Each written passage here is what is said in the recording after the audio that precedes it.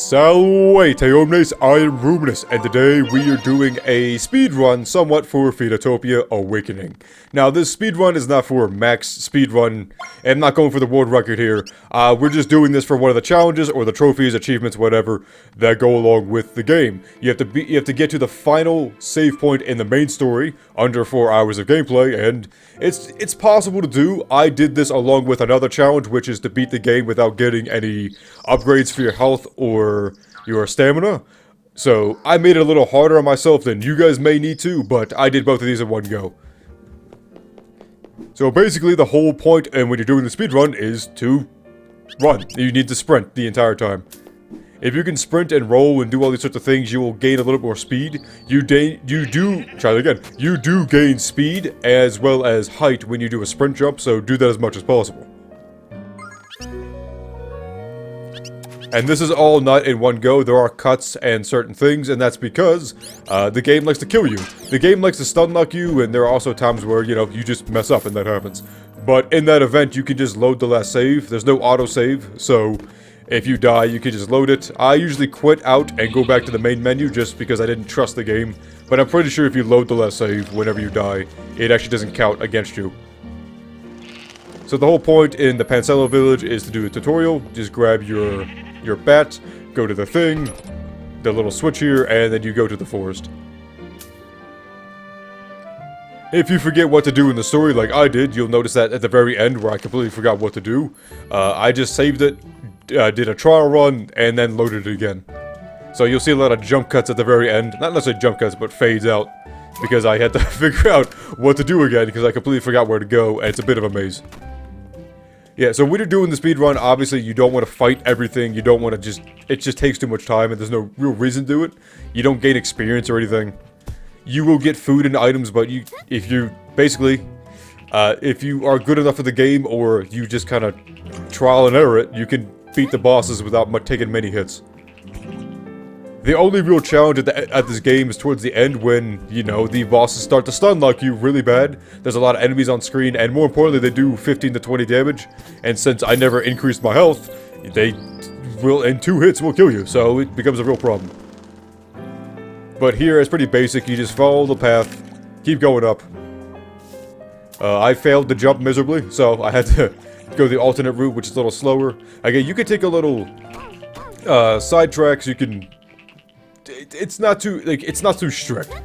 I got, overall, I think it was like 3 hours and 45 minutes overall. I cut out like 5 or 10 minutes of this playthrough because I did something really stupid and got an upgrade that I shouldn't have gotten because I forgot what it was. And I just, ooh, upgrade, and I'm an idiot. Yeah, so it depends on what you want to do. If you're going for world record, obviously you don't want to save because it's going to take time. There are certain bosses that you can actually skip. I did not learn about that till later. But you can actually skip the whole second area if you kind of cheese the game. But I didn't do that, so you can get through this naturally.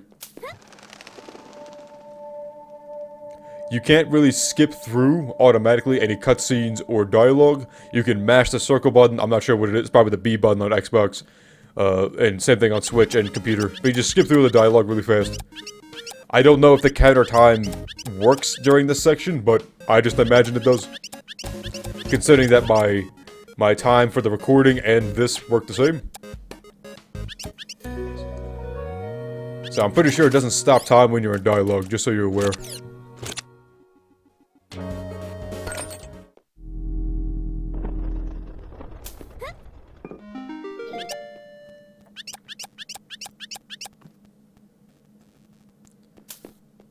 Alright, so for a lot of these dungeons or the areas, you have to kind of know where to go. Because a lot of secret areas, there's a lot of extra things.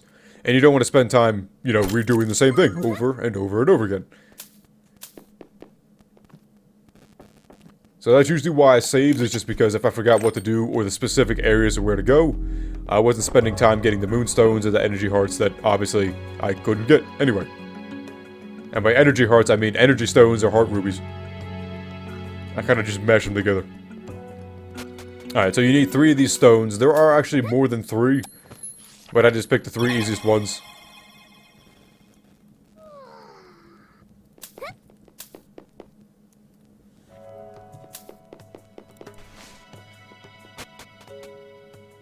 Yeah, so for this area, it's kind of just knowing where to go. For the easiest route, I mean, depending on what you want, I find these to be the easiest ones. This is the first area, so it's not too difficult. There's not that many enemies. I think there are parts where I rush it a bit and hurt myself. I sometimes take just strategic damage just to make sure that I can just move faster. That one was not strategic, that was just me being bad at the game. So yeah, you need 3 in total, and then you can kind of just rush through. The boss for this area is not too hard. And if you're unaware, jumping attacks actually do more damage than standing ones for whatever reason. That makes no sense to me, but... So that's usually why you'll see me doing a lot of jumping attacks, is just because it does more damage.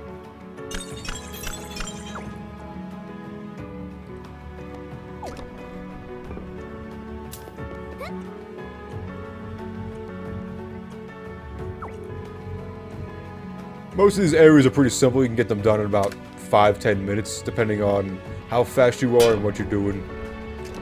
I was a little more careful at times, or kind of rushing it, which hurt me a little bit, but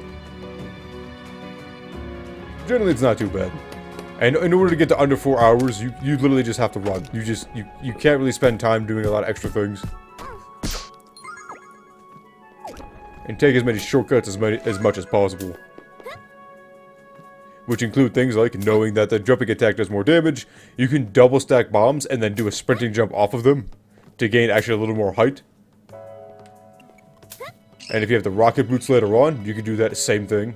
Although you kind of don't have a lot of stamina when you're doing it this way. But if you pick up the energy gems instead of doing what I did, you should be able to do it. Don't go in there. Don't do that. So like I said, a lot of this is just knowing where to go. And I made a lot of mistakes and still made it with enough time to spare. I was getting a little worried at the end that I had to redo this whole thing and get mad.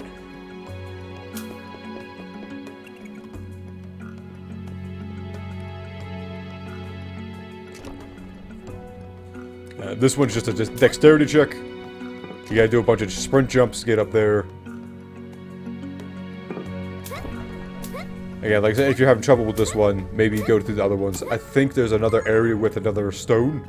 So if you can't get this one, I don't remember where it is exactly, but it should be in this area. You should just be able to get to it.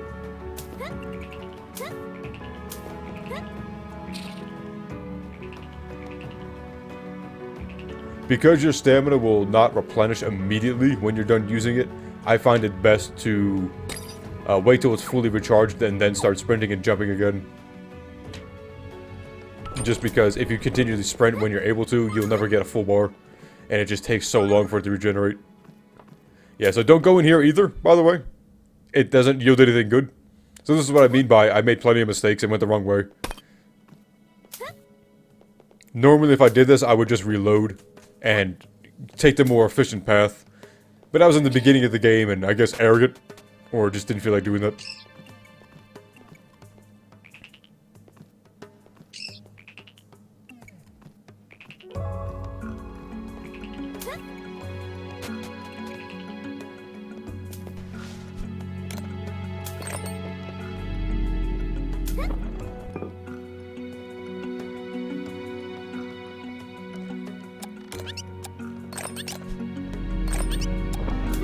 So, instead of being an idiot like I was and putting that first stone in that section, you do not need to do that. That was just for treasure and just for items. I thought I had an extra one, which is why I did that, but I'm a moron, so you can actually get to this area a little bit faster if you're not stupid like I am.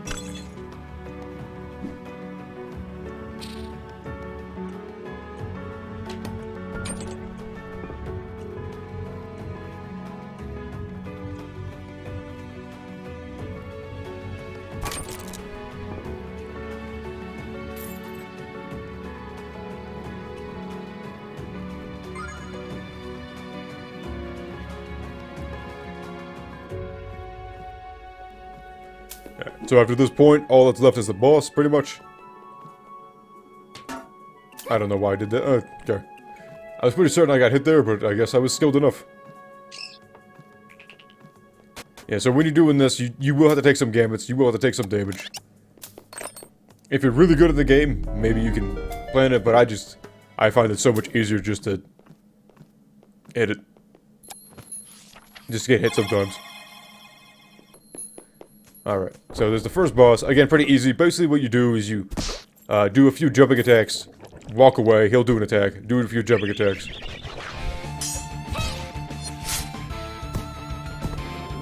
It'll generally only take like 2 or 3 minutes to kill him. Okay, wait for him to attack, and then you just retaliate with a couple of them. Do it again.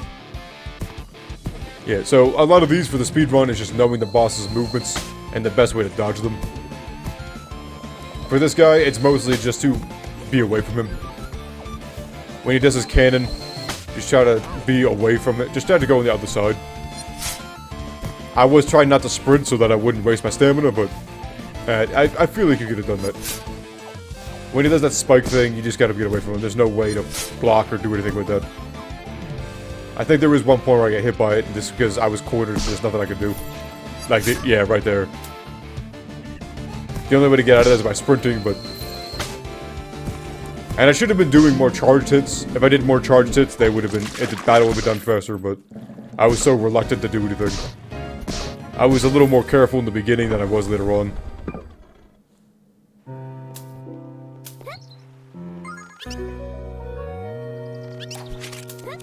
And at this point, it's mostly just a straight shot back. Just keep running to the left, you'll get to the main story elements, and then they will continue.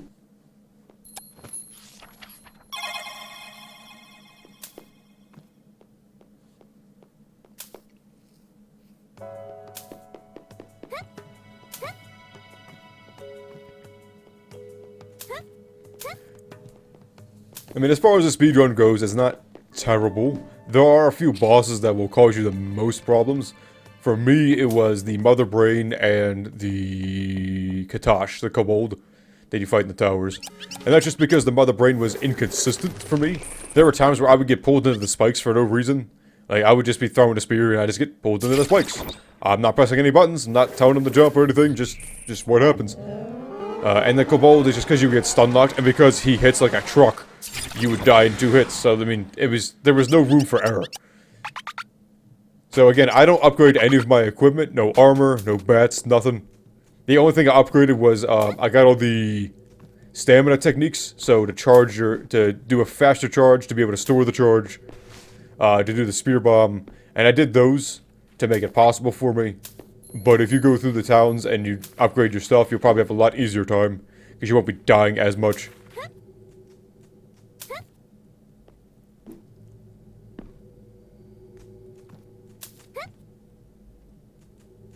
I also didn't carry a lot of food with me. I also was an idiot, and I didn't realize it till later. But if you go to once you go to the Sunflower Road with, I'm an idiot there. When you go through the Sunflower Road with the bees, you can get a honey brew that increases your stamina regeneration, and you should just buy a couple of those. It makes a lot of the fights easier and just simply possible. It becomes annoying when you just sit there and constantly wait for your stamina to regenerate just because you have to hit them so many times.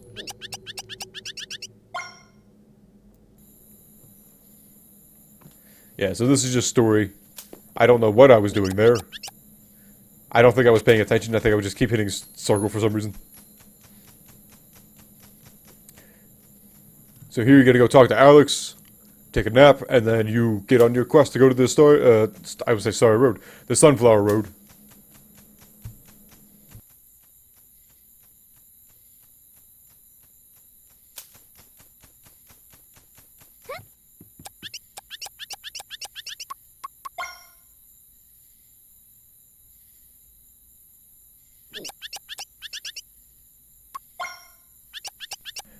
It really doesn't matter for these. This is the illusion of choice for these. No matter which you choose, you always get shoehorned into the same main storyline. So it's mostly just flavor text and jokes.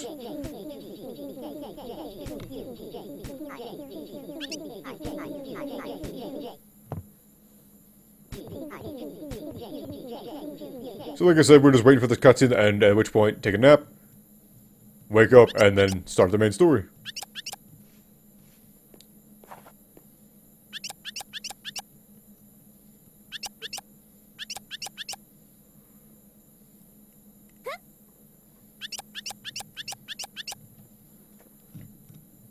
one of the major issues I came across, and you probably will too if you do a speed run, is that you will have no money. So upgrading your stuff is not really a wise choice. You'll notice that I didn't get a lot of equipment until later on. That's just because I didn't have the money for it. I decided to save my money for later things, which I'm glad I did because I needed the techniques and everything else. But I also wasted some money on Drake Tails because I'm a moron.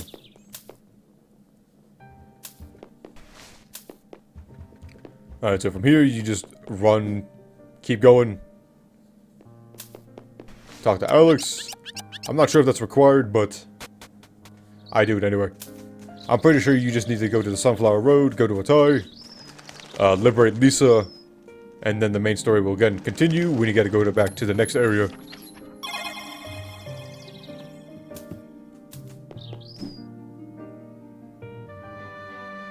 Alright, so go to the Sunflower Road. Actually, a faster way to do this, if you go to the caves up top, you don't have a light source, but if you literally just keep jumping, you can find a path. I do that later on, because I'd forgotten about that cave until I had seen it on the map. Like I said, it's not worthwhile to kill any of these things. Just because it takes too much time, and you should just be running. I mean, you don't really get anything out of it. You might get $1 or $2, but it's just not worth it. Yeah, so here, if you go inside this place right here, you can actually go buy a honey brew, which will increase your stamina regeneration. If you can, I would buy a few, just because it makes a lot of the later sections with the bosses far easier, and take much less time. I get that later. You should also use your slingshot to get that down, to shoot that treasure box. I don't get that till later because I'm an idiot and I just didn't think of it.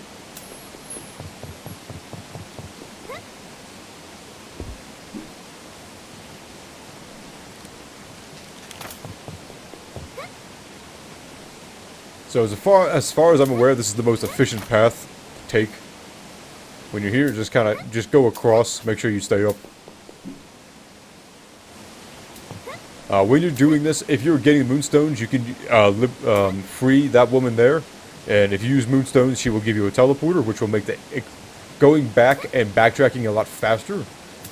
I mean, probably like 30-40 minutes of what this run was going back to certain cities to get upgrades at the end of the game. So that might make it faster if you just teleport, but it's up to you.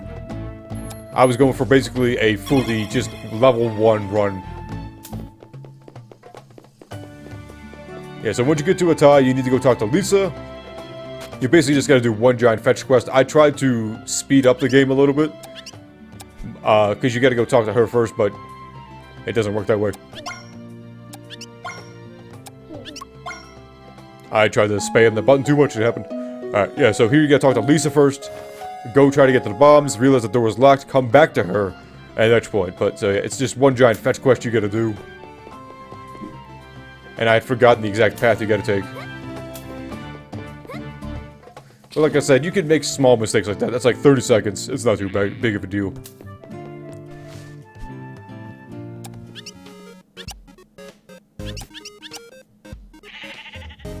Yeah, so just speed through this. She'll tell you that she's quite in debt. You go talk to the prince. He'll tell you to kill, capture the bandit leader. At which point you talk to Lisa again. Go get some bombs. Do the whole ordeal.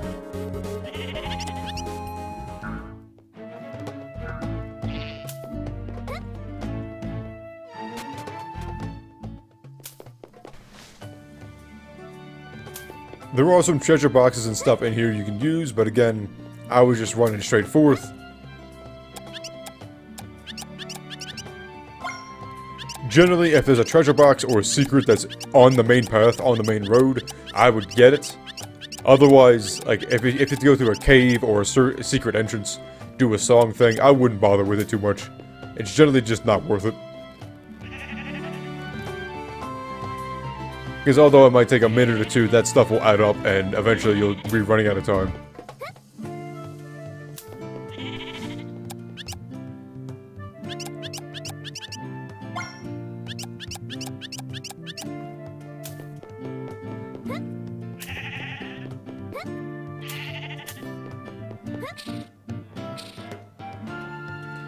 Alright, so to get this done, You gotta go notice that the door is locked. She'll tell you someone who's not a pickpocket, a lockpick. You go babysit the kids, and then you gotta go buy wine for the guy who's in jail, who'll tell you the song to get into the hideout. Like I said, it's just one giant fetch quest. But it doesn't take too long. It usually takes like 3 to 5 minutes to get done.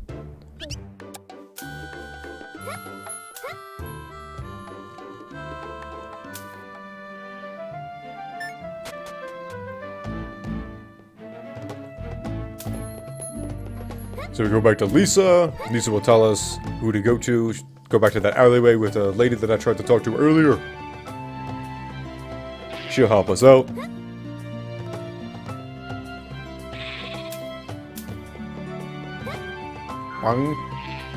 I love jumping on these things.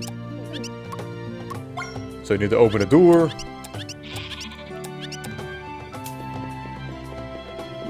And you can tell when I'm not skipping through the dialogue, it's because I need to read what they're saying, because I forget what to do exactly.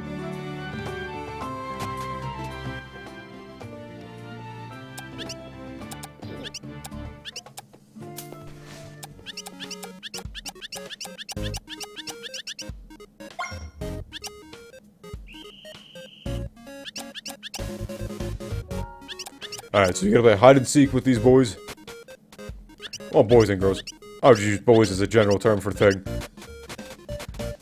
We go to hide and seek. There's 5 of them in total. They're not hard to find, but again, if you don't remember exactly where they are, not only in this video, but you can also just save it real quickly. Like I did, because I had forgotten where they were. So save it. Alright, so the first one is like directly above, hidden behind a sign.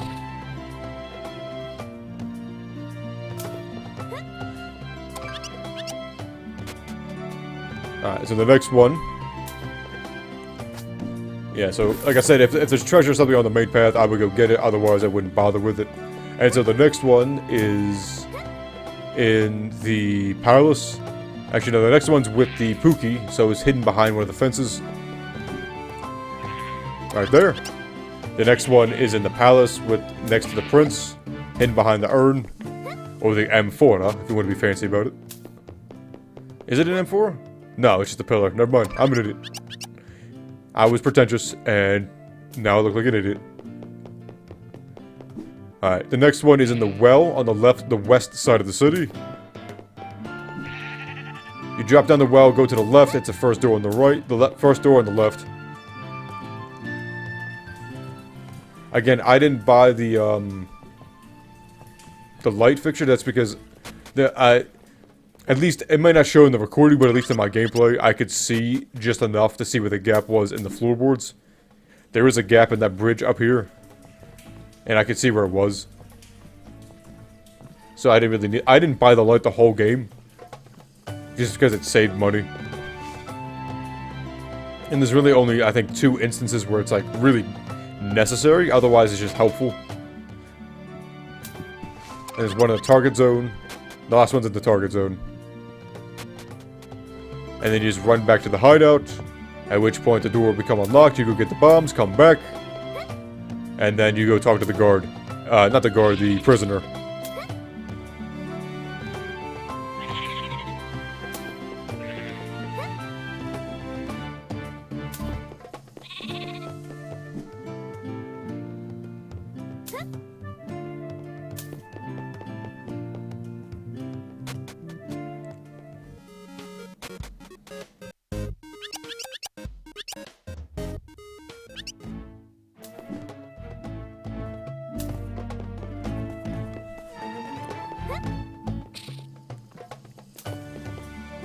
So once again, I saved it. Oh, I did not save it. Okay.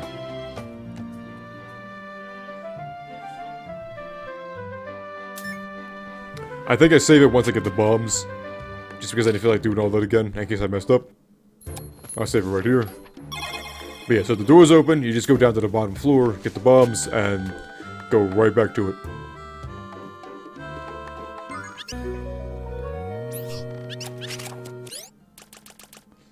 I always map these things just to make it faster. Because again, I don't think the game actually pauses the timer when you're in the menus.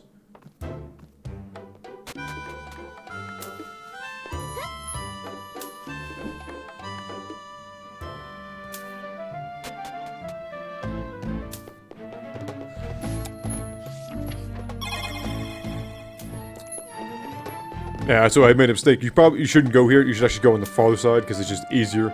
It's faster access. And when you're in the overworld, actually a faster movement. If you walk diagonally instead of straight up, like up, down, left, to right, the diagonals actually move faster. So I generally try to do that as much as possible to save on time. Again, it's only a little bit, but when you're doing a speed run, every little bit counts.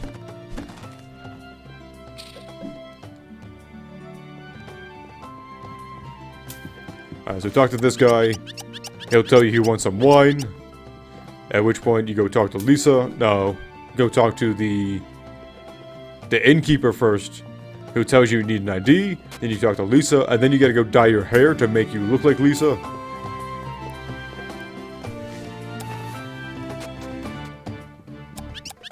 So talk to this guy.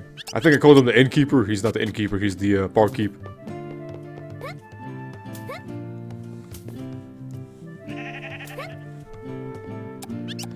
If you can't tell, this is not rehearsed, this is just reaction to what I was doing. So I will often make mistakes and do slips of the tongue. And also mispronounce words like I just did.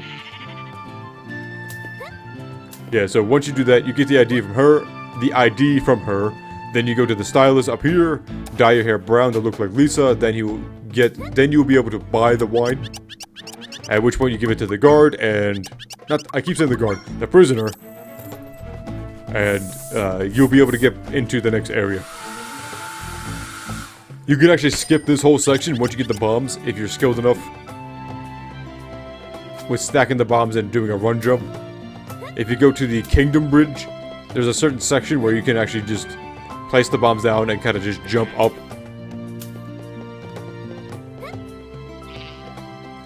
I did not know that at the time, and to be honest, I don't know. I probably would have done that just because it saves like 30-40 minutes.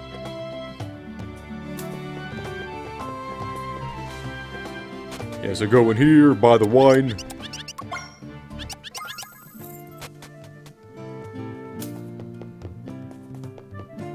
Go back in here. If you don't take this path, you have to bribe the guard. I think it's like 50 bucks. And I don't know why you would do that when you could just do it for free. And it's like it's not inconvenient, it's just another path.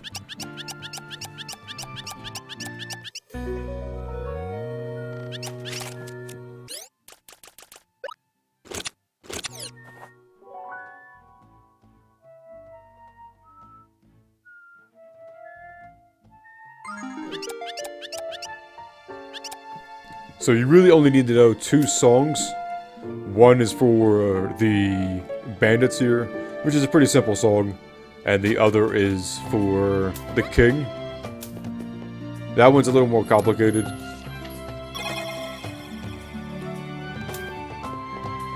And I messed that one up frequently when I was doing it. Much to my dismay. Yeah, so you try to do diagonal runs as much as possible. I tried to get away from these random encounters just because it would eat up my time and I didn't want to deal with it. Yeah, so then I press R1 to drop the bomb, like place the bomb where it is, but I messed that up. The Ambrite ore is actually good for just money. You can just sell it.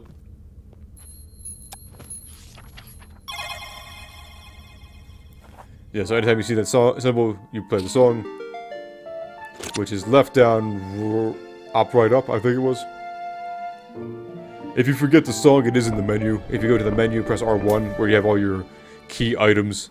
It'll be there. But once you're done with this area, you really never need this song again. So, I forget about it immediately. Alright, so don't do this. This is what I'm talking about. I spent like 10 minutes wasting my time because there's a technique you can learn by getting 4 dragon tails. Or what are they called? Whatever these things are called, the tails for them. So you learn a new technique, which is the headbutt move.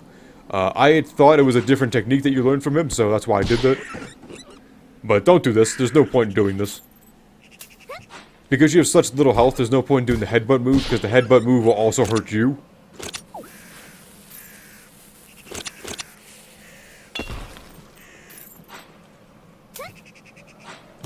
I wasted a lot of time here. Mostly just waiting for these little dragon things to come up.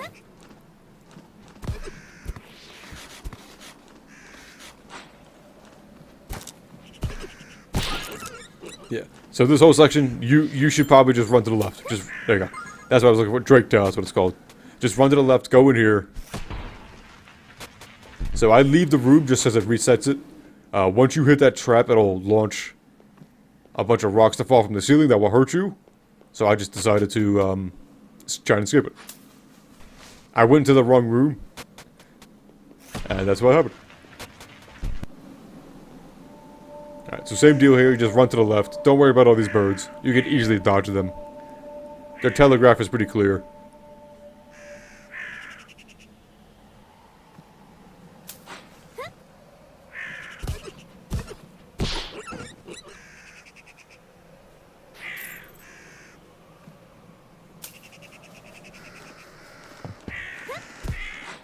Yeah, so these boys will steal your money. I think one does at a certain point.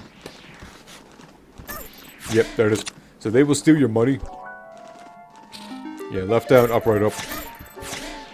And they took a good bit of change from me, which was very annoying. But, whatever. Again, I didn't really use money for anything other than the main story items. Just because I wasn't worried about buying anything. I was more focused on getting out.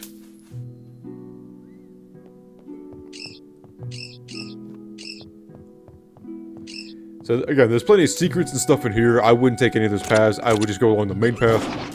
Just to get done.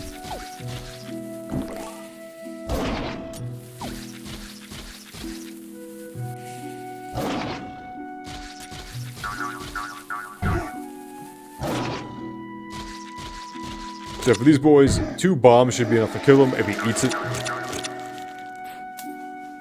Make sure you're ducking when you do this because it will launch things, and those little urns will protect you.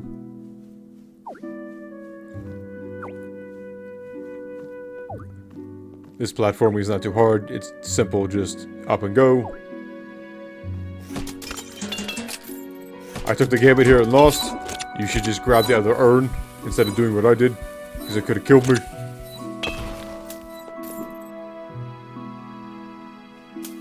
Don't step on these plates, you will die.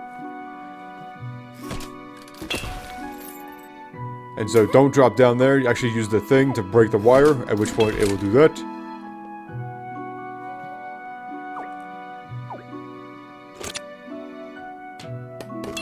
It is at this point that the crossbow would be very helpful. I didn't buy that until way later in the game. To be honest, I think I should buy it earlier. If I was to do another speed run, which I probably won't, I would do that first, is to buy the crossbow just because it's so much better. Because you can aim directly instead of waiting for the slingshot to do what it needs to do. I hit that just because it gives you canned beans, which you desperately need. Because I'm bad at this game. And constantly die. I'm constantly low health. The save points will automatically give you 50% health. Which is nice. Like, if you get hit, that's why you'll see me often rocking 15 HP at certain points. Just because it's just easier. So you don't need to do any of this. I was, again, trying to kill the little drakes here to get their tails, which I wasn't getting, which was very annoying.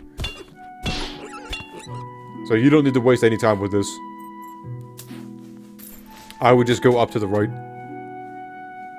There's a treasure box in here, but you don't need this. Again, to me, this is just a waste of time.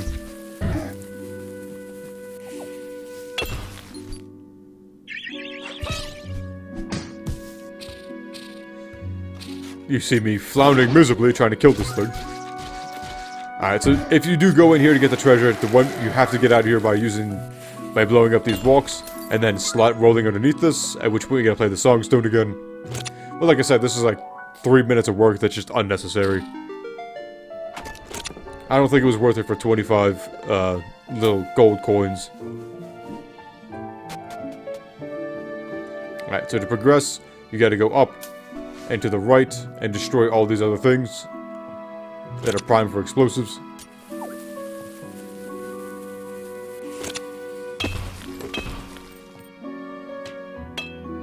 Don't miss like I did. Don't miss like I did.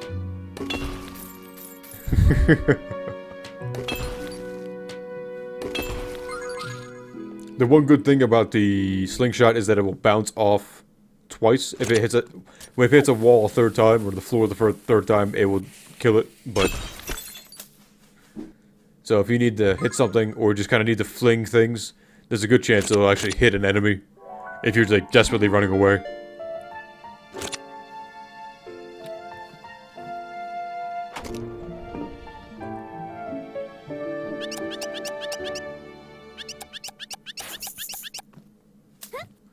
Alright, so I save it here just because this could be annoying, and if you mess up a lot, it's just easier to restart. These don't take too long, but it can eat a lot of your time if you're not paying attention.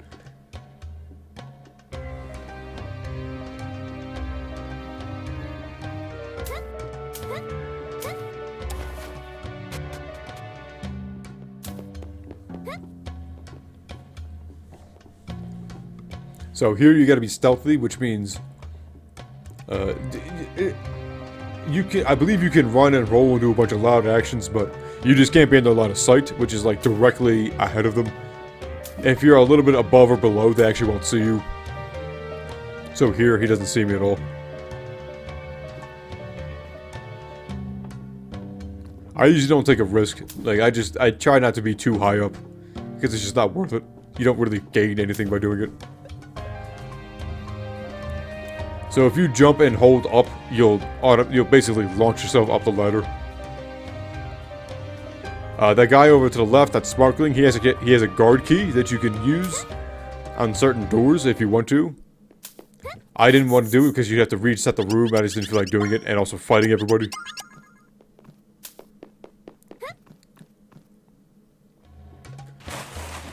If you have a key, you can go into that room in the middle. Go into, I believe it's the room with that apple, or whatever fruit that is. And you will be able to get the stink root, which will make you basically impervious to those piranha plant things. So here, there's going to be a timed event with the obstacles here. So basically just run and roll and get under these things, duck.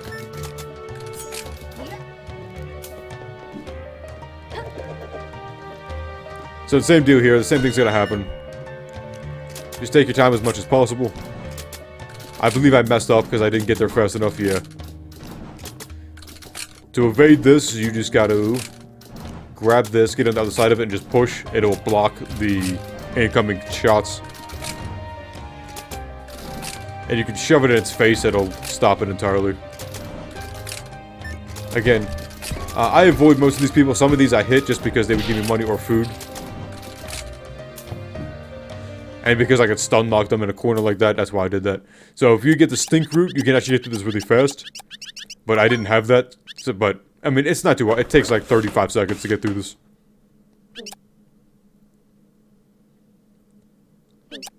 So the goal here is basically just run. So, if you have the stink root, you can actually jump into that middle plant. He'll shoot you up without taking too much damage. And you'll just be able to finish the race quickly. Yeah, so the problem with this is, especially when you're playing this level 1 or without any upgrades, you have no stamina at all. So, you can't really sprint and do too much. Yeah, I just ran through. I shouldn't have done that. I should have been a little more careful, but oh well.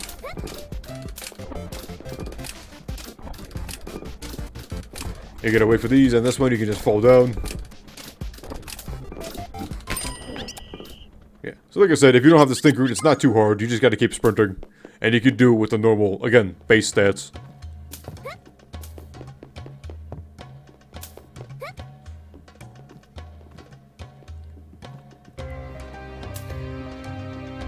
Alright, so the only thing that's left is the fighting challenge. Like I said, if you can stun lock them in a corner like that, you might as well go for it. It takes 5 seconds, you'll get some money or food for it.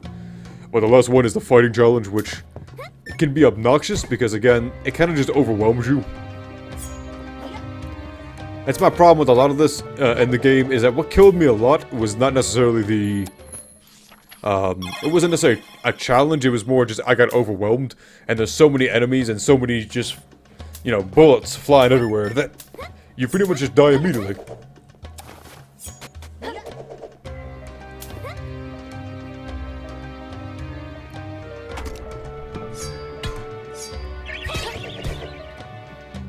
Again, do jumping attacks as much as possible because they'll do more damage. These first two regions are not too hard just because you can get to, like, there's only 2 enemies, so it's not too hard to do these. You want to put bombs behind these guys because they will knock them away from them. And I mistimed that, so if you see them running like that, they will charge after you. Just kind of jump over them entirely. I do my best here to try to group them up because that way I can hit them all at once and kill them all at the same time. You generally want to be at full health when you get to the next area after this. This one could be annoying, but you can generally group them together pretty easily. The drakes will spawn at random locations, but you can pretty much knock them together pretty easily and stun knock them. It did get a little hairy there because, like I said, you get stun knocked pretty easily. You get hit by one enemy, and because there's so many enemies constantly attacking, you will just get knocked into oblivion. That's why it's best to come in here with food. That's why I was killing the other guys, just to try and get food.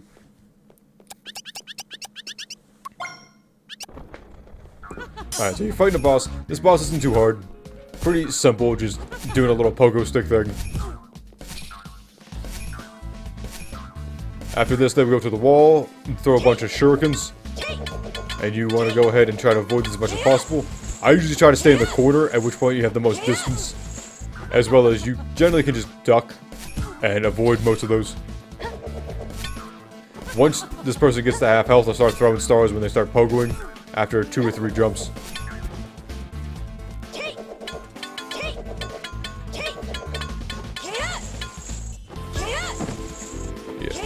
So I messed up a few times, but get through this pretty easily.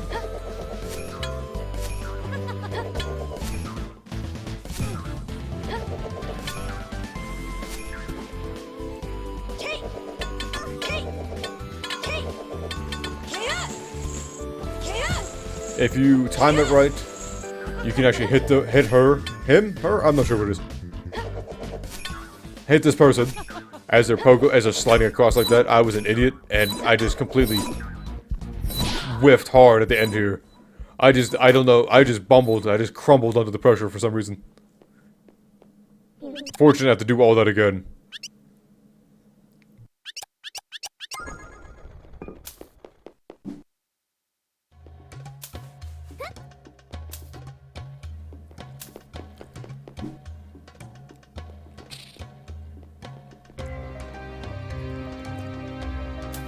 Since the safe spots will heal you to half health no matter what, I generally don't heal myself if I'm below that. I usually try to go to a safe spot. I usually try to go to a safe spot and then do it. And then heal myself if I need to, just because it's free health. So here, insert the 3 proofs.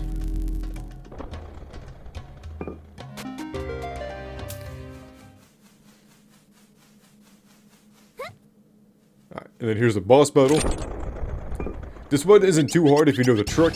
Generally, you want to stay against one of the walls.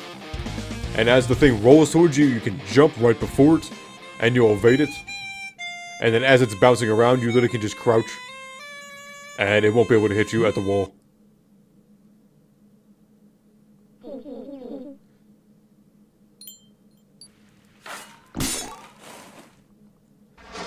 As this thing is, eating the biscuit, you can throw a grenade into its mouth and it'll incapacitate it, which will give you time for more things. So yeah, if you jump like right before it comes at you, you'll be able to dodge if you don't mess up like I did.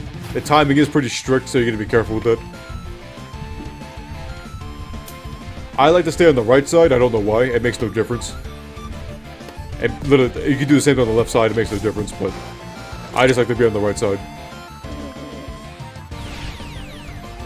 When it's rolling like that, when it's bouncing up and down, I usually just shoot a couple slingshots. If you're not careful, it will hit you. It will bite you if you're standing on top of it. So I generally try not to be too involved with it. And the biscuits will heal it, so you generally want to pick those up as well. You don't get a lot of time when it's incapacitated, so I generally just try to wail it, even though consecutive hits will diminish after a certain point.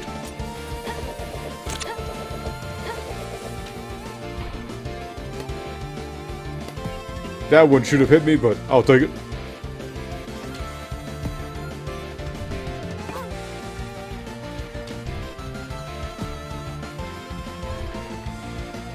So after this point, it's mostly just cycling through. It's doing the same thing over and over again until you kill it.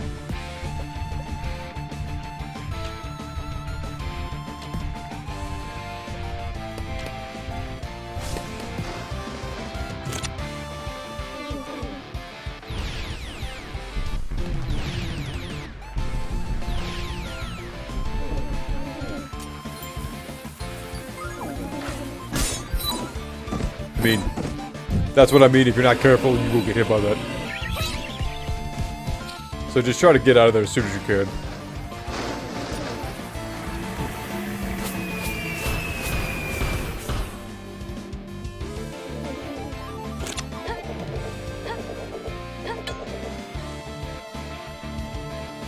You should be shooting slingshots while this is happening because it's just standing there, but I didn't think about that till later on. So those lava spots will make it a little harder to dodge just because the lava spots will hurt you as well.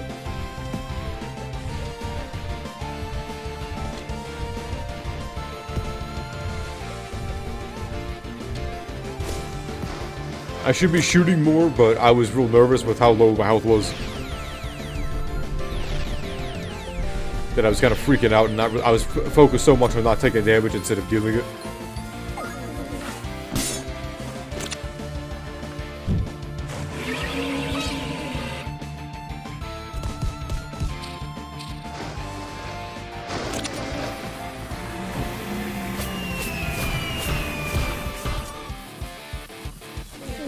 And it's at this point that I realize how low it is, and I just go for it.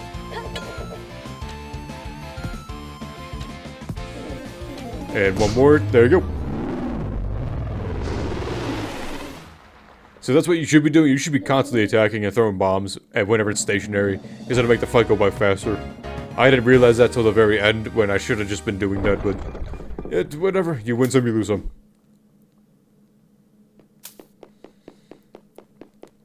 At this point, it's all story again. You will automatically take her back to Atai, at which point you can talk to Lisa, go back to Pansolo, at which point you get sent to the ravine up north, and you just continue on with the main story. At this point, it's mostly just walking around doing the same thing. Again, when you're going back through the Sunflower Forest area, I would take the cave instead. It's a lot faster than having to actually go through that. I don't think I did it here, just because I forgot about it.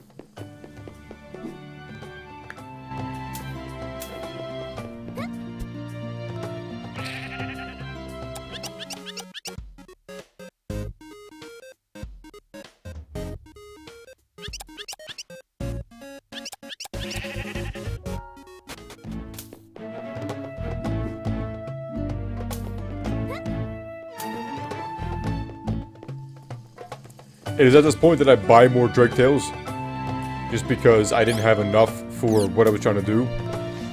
Again, you don't need to do this, because the technique that you get isn't worthwhile for the type of run that I was doing. If you want to get this technique, you can absolutely do so. What you do is get 4 Drake Tails, and then go to the random encounters in the bottom right of the Atai area. There'll be a bunch of grass. You'll find some grass over there in the bottom right, before you get to the desert. And if you just do some random encounters, eventually you'll find him. He'll ask for 4 Drake Tails, you give him, and then he'll teach you the technique to do a headbutt. But because it does damage to you, I don't ever use it. So it was a waste of time for me.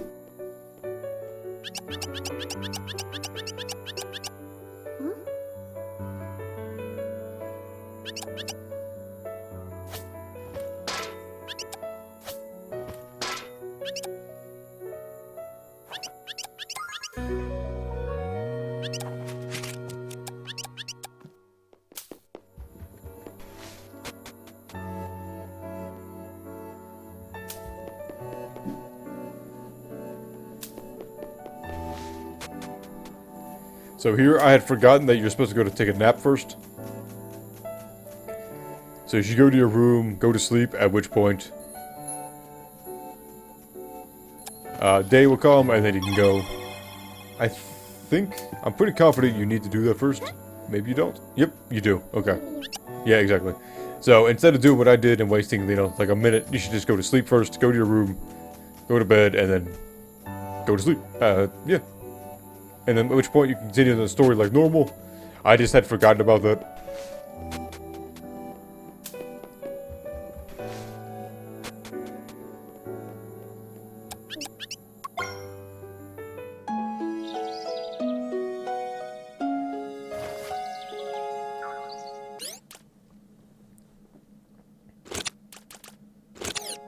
So I, like an idiot.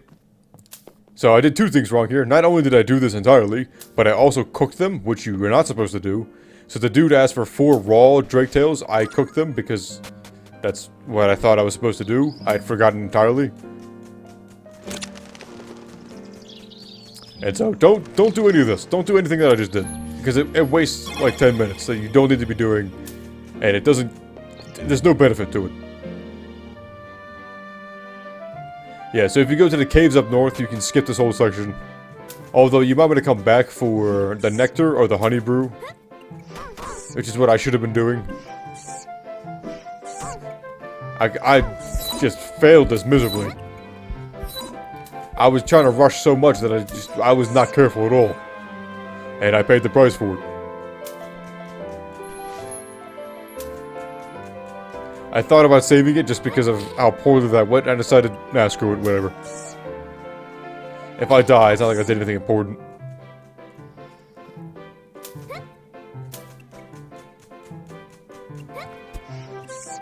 Yeah, I think this is the point where I decide to go get it, because it's right there. I think I missed, no. I did have a run where I missed and then got pelted by all the bees. They were not happy with my existence.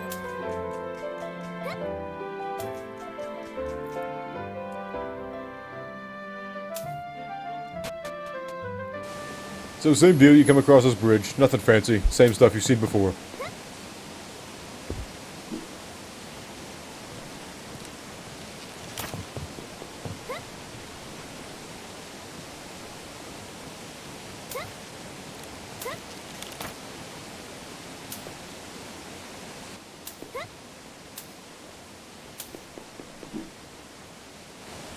At this point, if you want the teleporter, I would go free her with the bombs. It'll blow her up, she'll thank you for it, and then you can use the teleporters if you have 10 moonstones. Every 10 moonstones, you get access to a new area.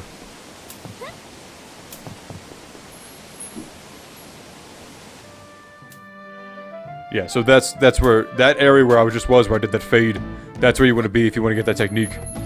It's just that I didn't, I cut it out because you should not be doing that. It's a waste of time.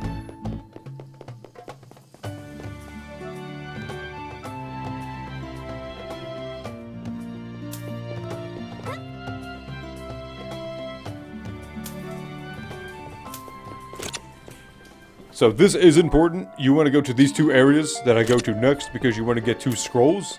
These scrolls will teach you the spear bomb technique, which is pivotal to getting this done.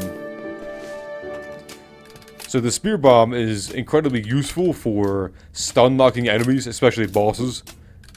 And also just, it's also an extremely powerful weapon. So in general, it's incredibly helpful to have.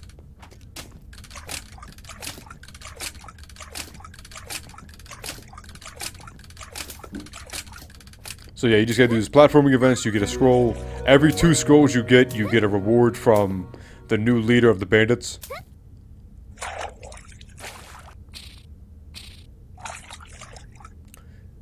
Make sure you hold the jump button. Don't be like me and tap it, because you will waste your time. Alright, so there's one scroll here at the bottom of the well, and there's another one in the north entrance to the bandits. To be honest, I would wait until later to do this.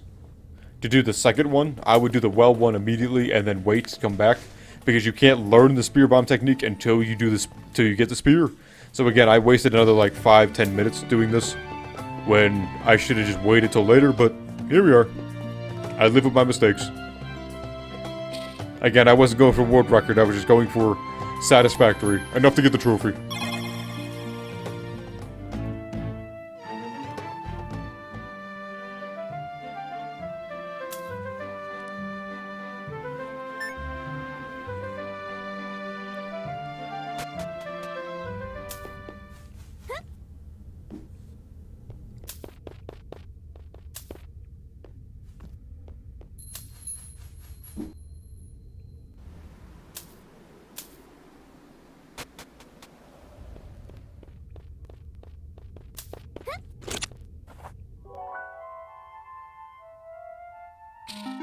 And then you can see me messing that up quite a bit.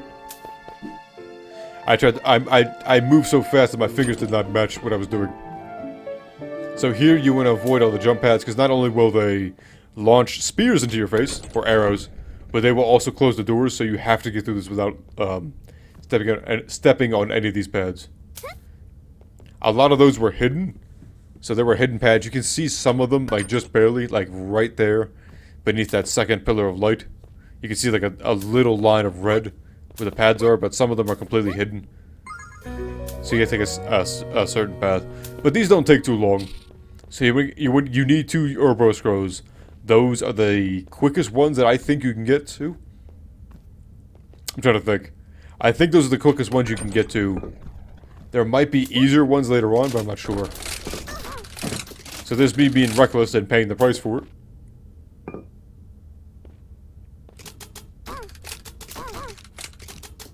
And there's me almost dying because I got stun locked.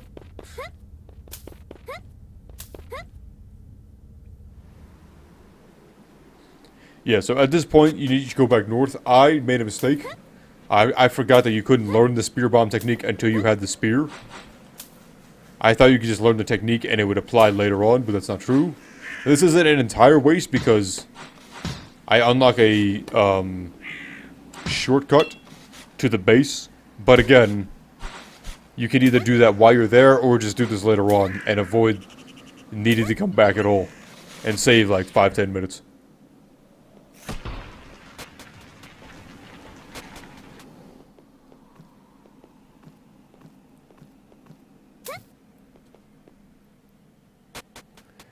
There's me making the same exact mistake as I did the first time. Because I don't learn my lessons.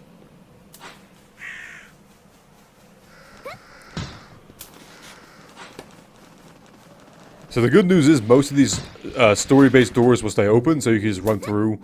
You don't get pelted like you did the first time.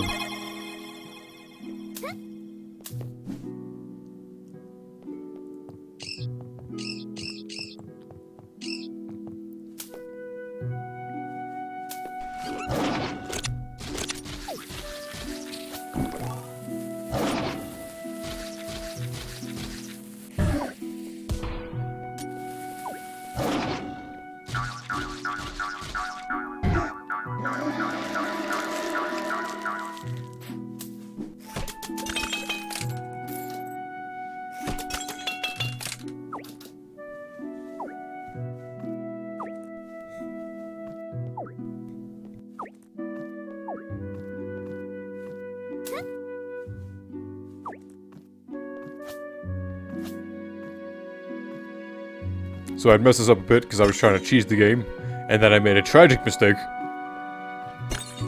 I thought these were metal, I did not know they were breakable, so I just had to eat the loss. And that's when I realized you can just throw the bomb. You can just throw the bomb and it'll activate the tripwire.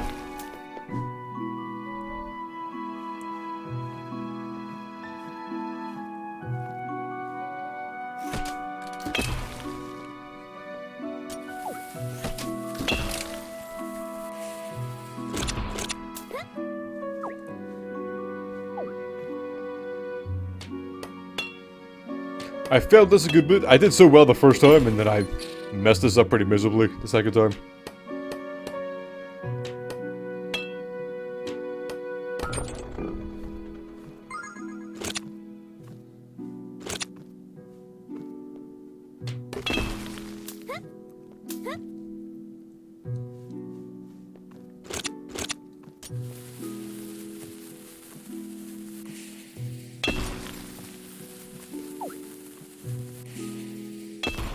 Once again, I took the wrong path. You should just stay to the right. I don't remember what I was thinking when I was doing this. I think I just misremembered what I was doing, or the correct path.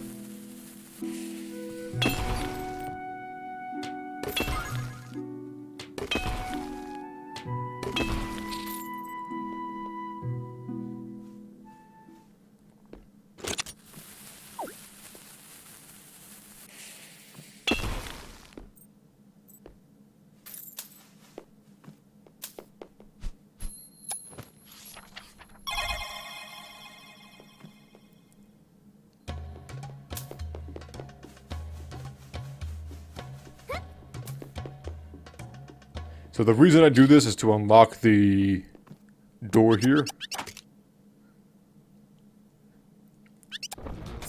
This one can be a bit of a pain in the ass, because you have the two guys over here, and then you have these guys constantly throwing things at you. And because you have no stamina, it's really hard to constantly attack. As you can see, I'm getting destroyed.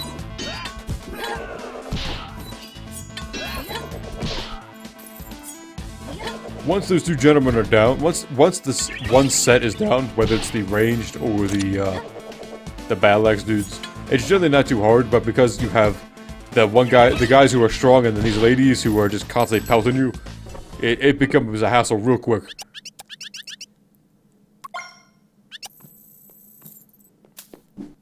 Yeah. So I unlocked the secret path here that leads to the very entrance to the place, which gives easy access when you need to get the spears.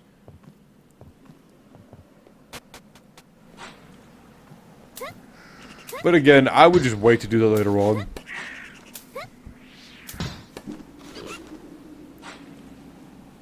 Because now you have to come back, run through this area, fight all these things, and do all that again. It's just a waste of time. You should just wait till later to do that.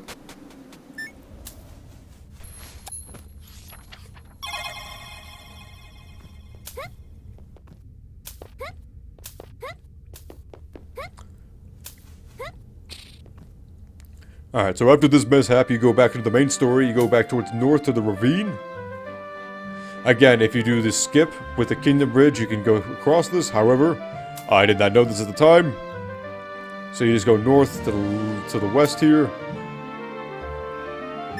You go to the ravine, and the ravine is pretty simple. You literally just run across. There's really not that many hazards. There's some spiders and stuff. But there's not too many hazards or too many problems. As long as you're not trying to get anything, you're not trying to fish, or you're trying to get any collectibles, you can literally just run across pretty easily in like 2 to 3 minutes.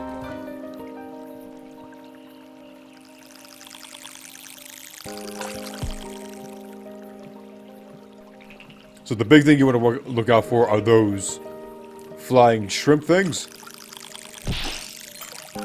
They will hurt you and they will throw you into the water again. So generally, whenever they come on screen, or you hear them, I would just stay in place and kind of maneuver. I might duck out of the way of them, just to not deal with them. It's just not worth it. If you do end up killing them, I would go get their food if you can, because it's free food, and they actually heal a good bit.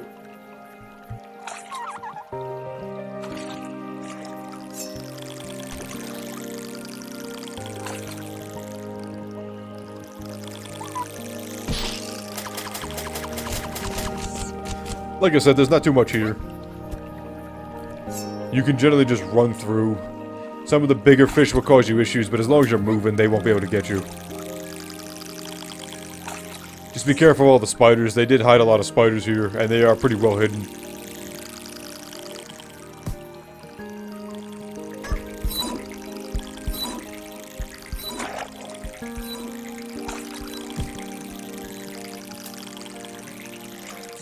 There was no reason for me to be a bully there, I just decided to hurt that toad for no reason. Or frog, I'm not sure. There is a difference between toads and frogs, right? They're not the same species. Because I'm low on health, I'm not taking a risk on attacking these boys, I'm just gonna dodge them.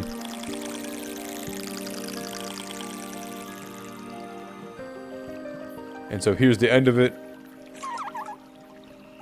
Again, at this point, I would just run, duck under that so the frogs don't come get you. That was very lucky. That fish easily could have caught up to me. That was like a perfect dodge, even though it wasn't a dodge because I had no idea that was happening.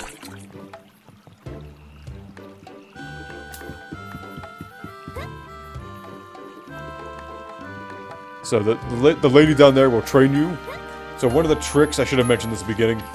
If you're getting attacked, if you're up in the air or anything, L2 is... I'm not sure what it is on the computer, but L2 on the controllers, or the left trigger, is very useful for recovering after a knockdown. And she will teach you that. So anytime you're up in the air, anytime you're knocked down, or any sort of discombobulated, press L2 and you'll be able to recover. So Thomas's lab is not too bad. I would always choose safety inspection because you get $53 for it. But choose internship, you'll get access to it.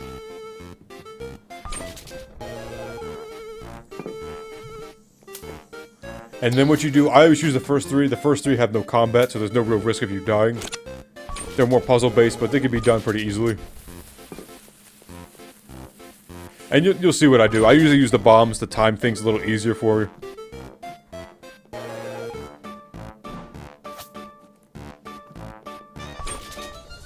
These puzzles they're not too hard and they don't take too long. There's the bomb being a jerk, deciding not to actually hurt that damn switch.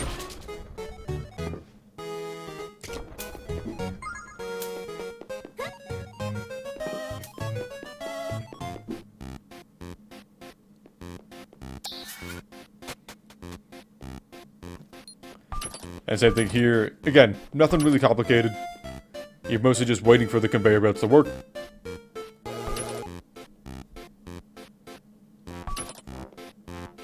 And there you go, bingo!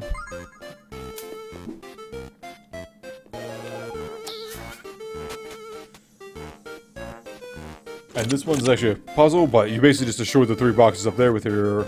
either the crossbow, which I would suggest you have at this point, or the slingshot.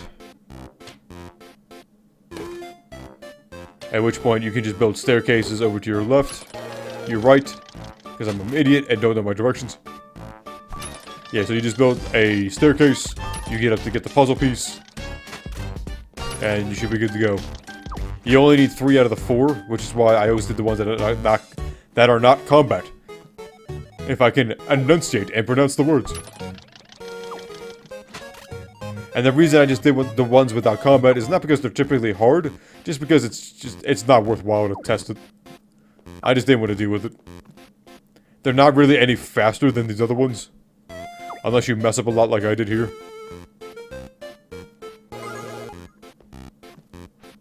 I think you only need 4. If you do a sprint jump off the 4th one, you should be able to make it, but I did all 5 anyway.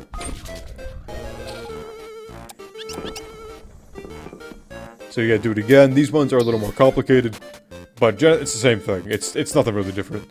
This one's a quiz. You just gotta memorize the answers.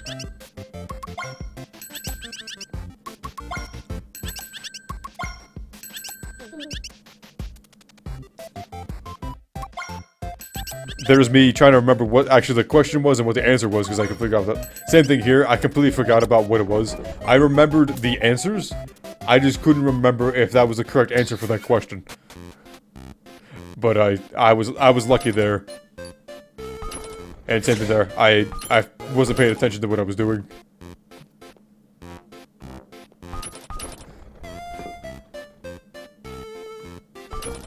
And this is where you can shave off some time, because I was figuring this out as I was going along. I didn't practice this section, I just kind of went. So that's why I kind of stumble and do a few seconds where I'm kind of just sitting there staring at it. Because I gotta remember what I need to do.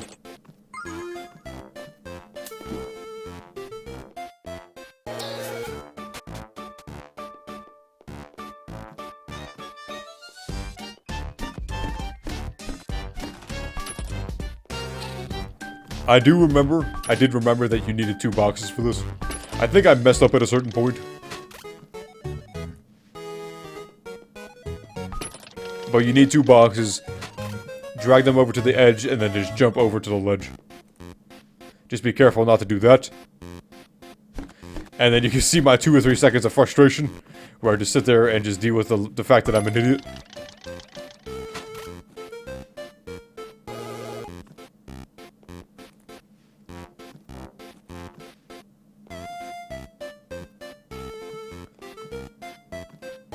Same deal. There's me trying to finagle this so I can get it right. There's a much easier way to do that where you want the top one to be on the lip. I would have pulled the bottom one out a little bit and then push the top one over to the right. But I was stubborn for some reason. Or I didn't think of that, which I don't know why I didn't.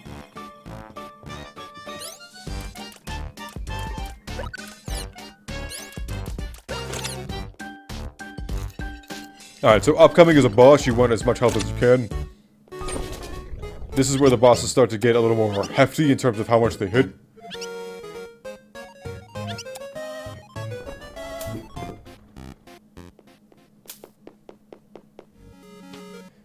So this boss you want to be careful with. The main thing is it'll shoot a bomb out. You have to hit it back. You'll see me doing a lot of jump attacks, and the reason being is that it gives you a little more vertical range. The regular swing is not as... It doesn't have as much of a hitbox, which is why I do the jumping attack, because it has a wider attack. So it's easier to hit the bomb with it. A charge attack is probably the same. So for this one, it's pretty simple. Wait for it to shoot a bomb, hit it back at it, it'll shock it, you can hit it.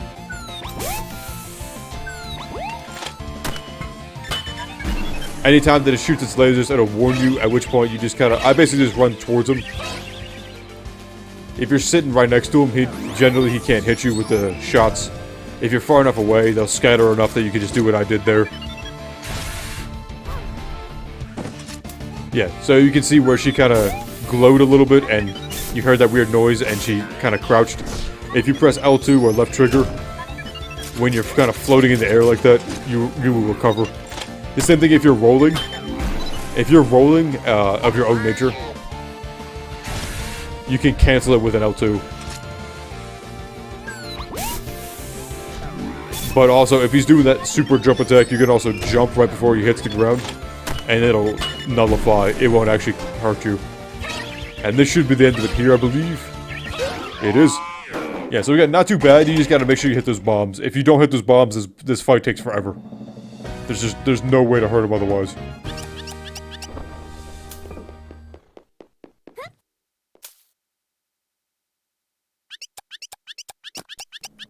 Again, at this point, it's mostly just story-based, so there's not really much you can do. You're kind of just wandering around at this point.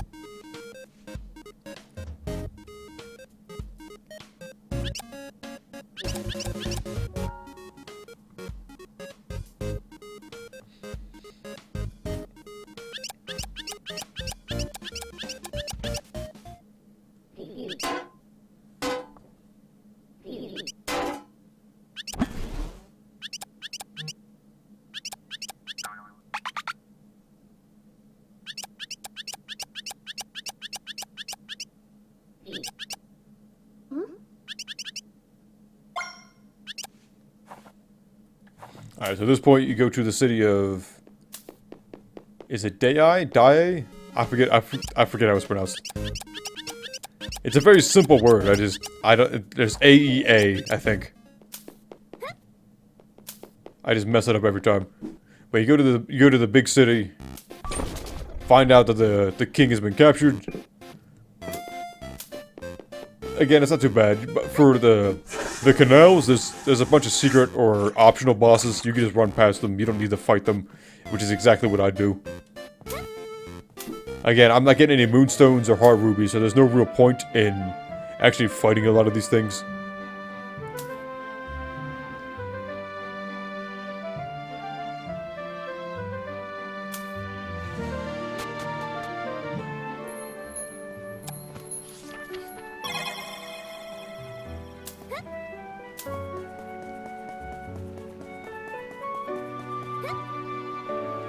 Alright, so from here, you just go all the way to the right, which is where the castle is. There'll be a little cutscene. And at which point the story starts. I don't bother with this city too much. I do go underground a little bit because there's a recycler that I use for money. But otherwise, there's not really much to do in the city. For the speedrun, at least. For if you're playing the natural game, yes, there's a lot to do, but not for the speedrun.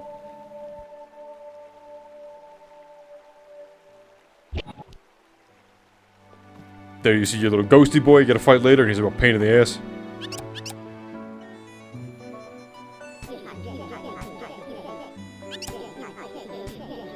Like I said, the two biggest bosses that gave me the most trouble were the Mother Brain and Katash, who was that Fox McCloud up there who decided to dash away.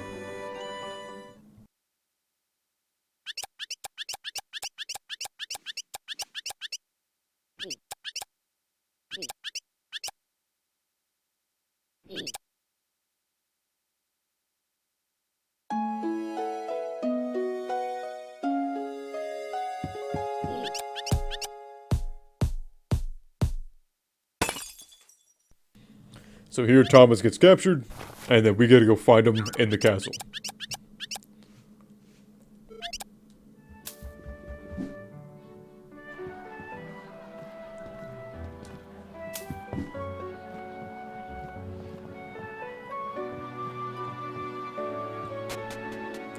So to start this quest, you actually gotta go all the way to the right. So that's where I made a mistake. I went to go save it because I couldn't remember exactly what to do.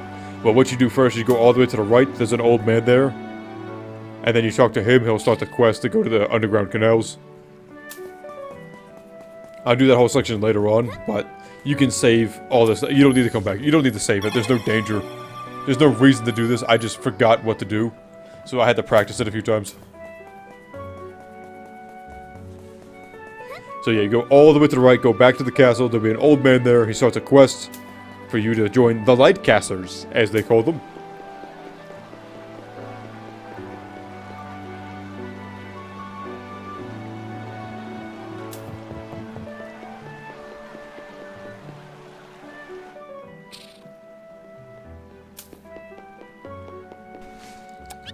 So you talk to him. I don't know if your dialogue matters there. I've always chosen Secret Canal, so I think that you need to do that for that to start, but I'm not sure. Usually in this game, if you have multiple choices, they don't really matter. It's either extra lore, or it's just an illusion of choice. You'll always be shoehorned into the path that it wants you to take. So yeah, go to this building that has a little candle on it. Looks like, I don't really know what that's supposed to be. Talk to this guy in the first room on the right, on the bottom floor. And then you drop all the way, then you go down here, drop down to the underground section here. There'll be a dude over here by himself. Talk to him.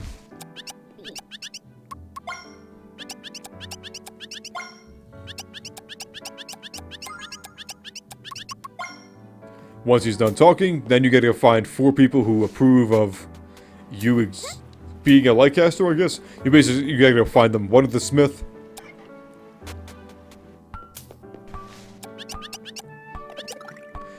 It doesn't matter which order you do this in, but one is the Smith, the other one is the Librarian. The other one is the Innkeeper, and the last one is the old man that you first talked to start this mission. And once you find all 4 of them, it will lead you... it will automatically do a cutscene to bring you to where you should be. So here's the Innkeeper with the grapes.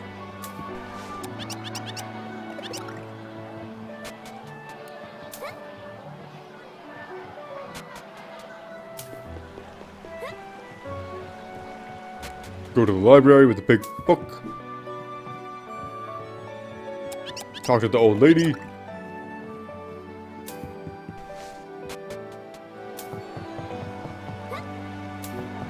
And then the last one is the old man, at which point it starts a cutscene. You go to the canals. Canals take like 10 seconds to go through. The tower is a big problem just because you gotta continually ascend. But again, for the tower, I don't really spend a lot of time fighting anything. I mostly just do my best to avoid. A lot of enemies you can't avoid though.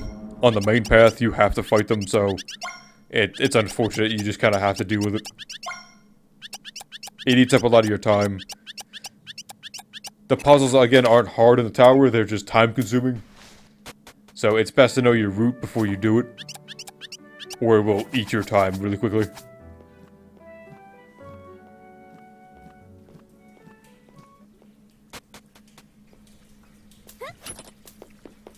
Alright, so there's these big red orbs, and if you hit them, they will turn on the lights.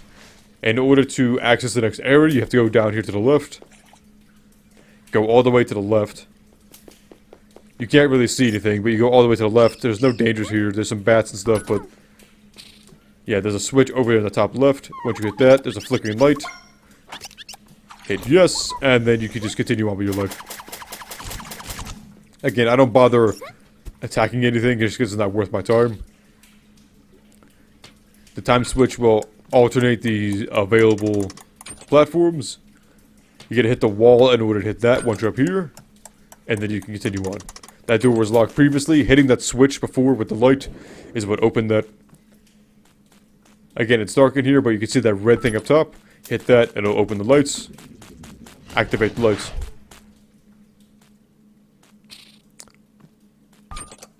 And then you gotta find the flickering switch again, which is the 5th one, I believe. This one. It'll reveal a door over here. Open that, and now you're in the castle. Again, it doesn't take too long, but if you're not really paying attention, it could take a while to figure out what you're supposed to do. Alright, so there's only really one area for you to go into because everything else is locked. So you go down all the way to the left. If you're entering a room, you'll see me do this a couple times. If you're entering a room with those things chasing you, it will automatically kill them and give you their money, but it won't actually hurt you. So if you see me like waiting to leave a room, that's the reason why. Is that I'm trying to basically get a free kill and money.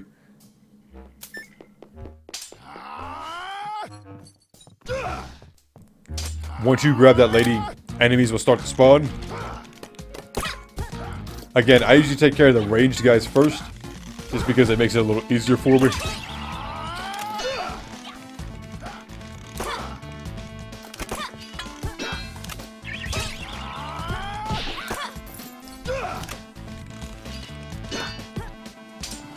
Once you take care of the range guys, you can take care of these.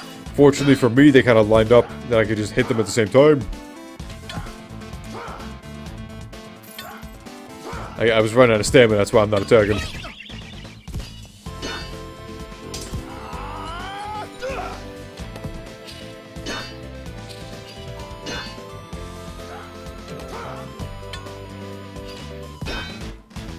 He's really stubborn and decided to not want to die. But there he goes.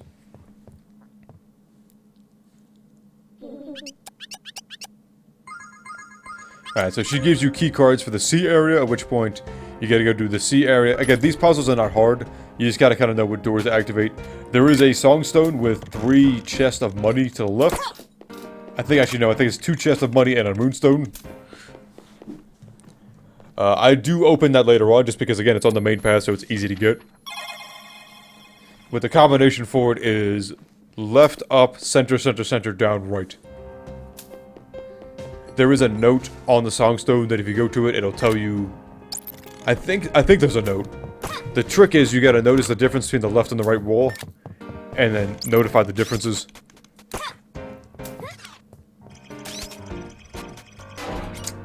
So again, you kind of see me waiting a little bit, it's because it's gonna kill those things. These doors take a second to open, so just running to the doors won't work. You gotta be careful when you do that. I went into the middle door because there was a chest in there, because again, it's on the main path, so I choose to get those. I don't always, but I typically will do that. So here you want to go to the top right.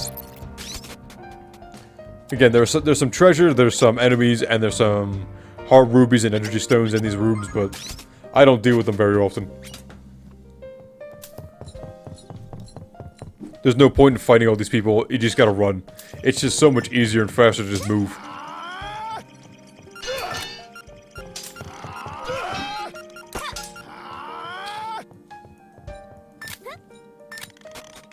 Alright, so we're done with the C area, now we're on to the B area.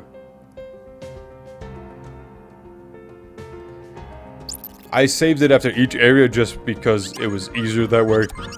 These areas aren't typically very hard, but again, you can get stun locked pretty easily. Yeah, so left, up, center, center, center, down, right. So again, because I'm not trying to get the moonstones, I have to be very careful in this. That's why you see me kind of just inching my way over there like a salamander. I actually have no idea how salamanders move. Salamanders might be quite fast, and I'm being very rude.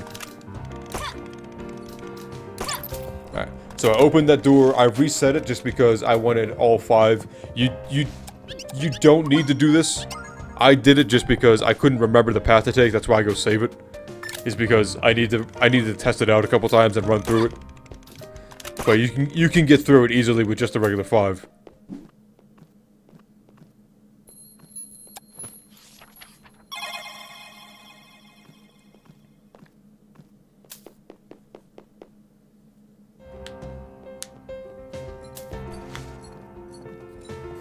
Alright, so once again, go to the B area. This one is reversed. So when you go into these rooms, so if you go into the empty rooms, that'll show you what the layout is. You gotta reverse it, it's gonna flip it over the Y-axis.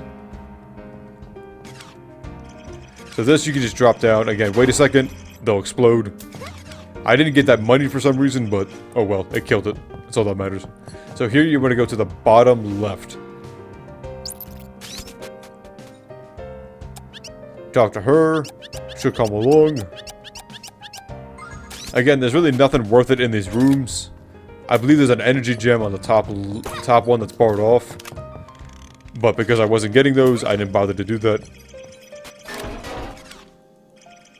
So here I would go to the ladder and just jump up quickly to avoid them. I kind of believe that should have hit me. I did that kind of late, but oh well. Again, I'm not gonna complain about the game giving me a win. The amount of times the amount of times which I had to do this and the amount of time I had to spend on this was ludicrous. So I'll take a cheating win if I get one. Alright, so here's a keycard for the A area. Again, the A area is a major boss kind of fight. Don't do what I did, just go up straight to the A area.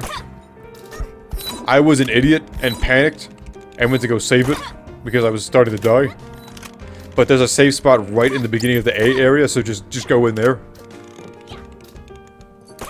I go down to save it because I'm a moron and I didn't plan that out. I didn't think. I was too busy panicking and didn't want to die.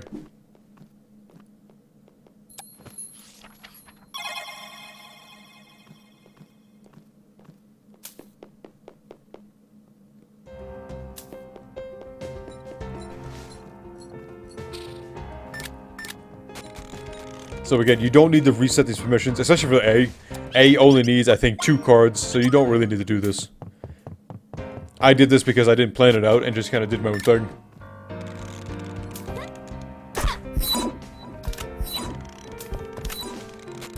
There's me messing up and getting manhandled, and that's where, again, there's a safe spot right here, so just go. Just go to the main, just go to the A area. There's no reason to do what I did.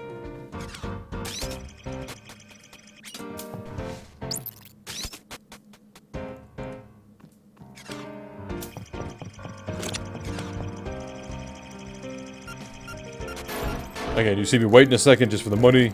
I would heal up to full health because this is a bitch of a fight. There's just too many people. It's not really hard, you just get overwhelmed and stun locked really easily. I use the bombs just to take care of the ranged people mostly.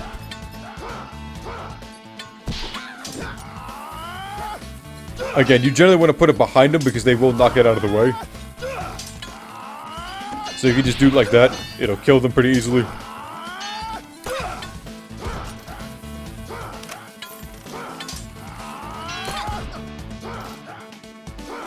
Those big guys are really annoying because they'll continue to throw their spears and charge everywhere.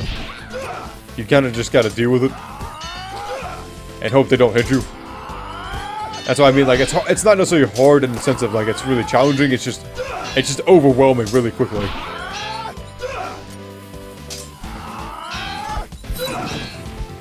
So both of those are really linked together, so as you can see there, so that's why it hit me as hard as it did. And you can see me desperately trying to eat as these guys will not leave me alone.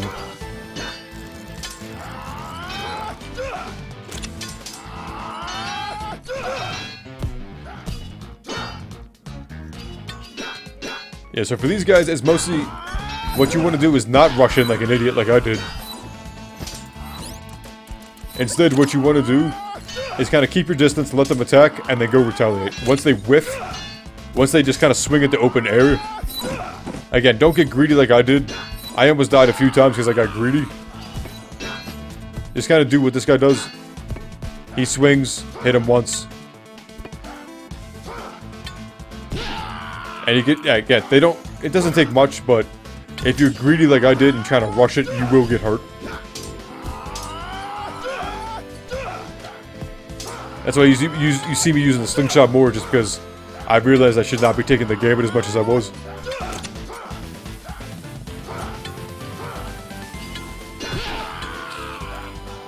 I threw the bomb over to the other side because I couldn't get Gale to turn around.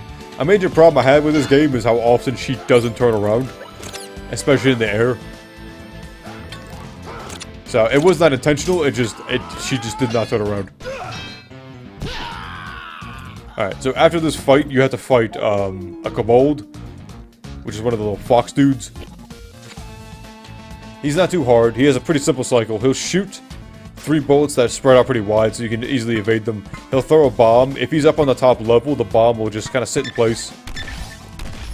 If he's on the bottom level, he'll throw it. Generally what I do is I just try to jump over it. The blast radius is pretty small, so even if you kind of miss, the jump should be enough to cover you. Again, this is where having the crossbow is incredibly helpful. Because having to wait for the yo-yo, not the yo-yo, I'm an idiot, the slingshot to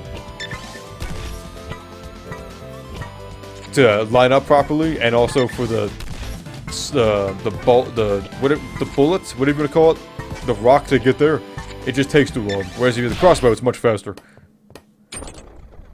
If you can hit the bombs, they will start to detonate. If you want to take a risk, you can try to jump into its radius and set it off, at which point it'll do what it did there and kill him.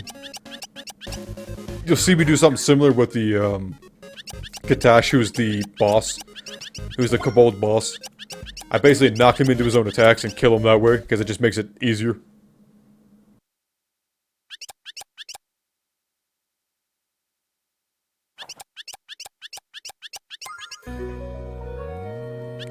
So here we get the spear, and you can see that it is my favorite weapon of all mankind. The spear is basically just becomes my main attack weapon. It is stronger than your base bat. It has range, and when you charge it up with the bomb technique that I learned later on, with the 2 scrolls, it is incredibly useful. It is incredibly powerful. So that's why it becomes my bread and butter, is just because it's so much better. It does use a lot of stamina, so that's the problem, is that you can actually do more damage with the bat if you do jumping attacks. Because you can do 4 in a set, compared to 2 spears. But the spear is it's just so nice. It's just so helpful. Alright, so here we get to the tower, and the tower is kind of an ass. Just because you gotta do a bunch of puzzles of opening and closing certain doors. It's not really hard, you just gotta know the path you gotta take. There are a bunch of enemies on the main path, which makes it an issue, often.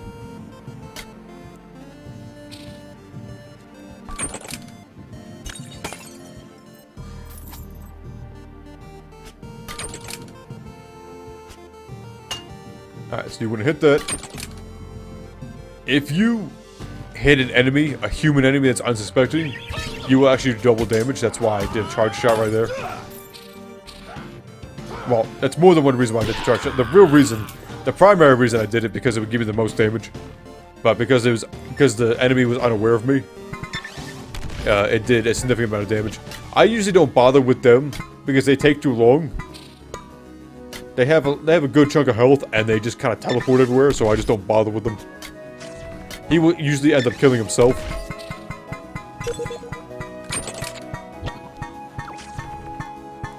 And it's not like he ever gets in my way.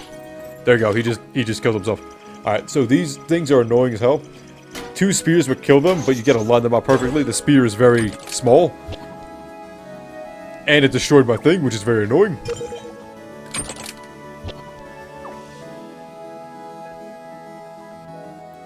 But yeah, most of the tower isn't particularly hard. It's time consuming.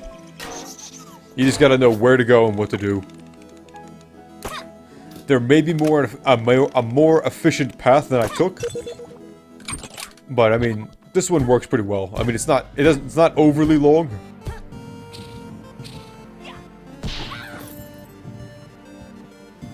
It's not overly long, but it works just enough. It's not terrible, I guess. I don't know. It's pretty basic. It's nothing special. Again, there's probably more efficient or speedier ways to get through this. I just didn't want to test it. I just wanted to be done with this thing. At this point, I saw that I pretty much had enough time that I just kind of just rush it. So I messed up here. You need that thing in here, which is why I was mad. I forgot that that dude was in here. So I waste like 3 minutes here just kind of jumping up here, doing a bunch of shenanigans. I should have just ran and grabbed that thing again. There's a treasure box over here. It's kind of worthwhile to get. Again, it doesn't take too long to get.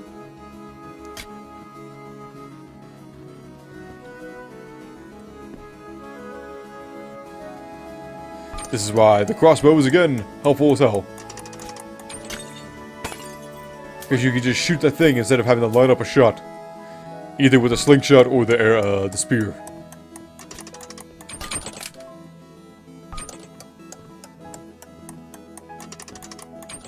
I don't know why I did that, but I did.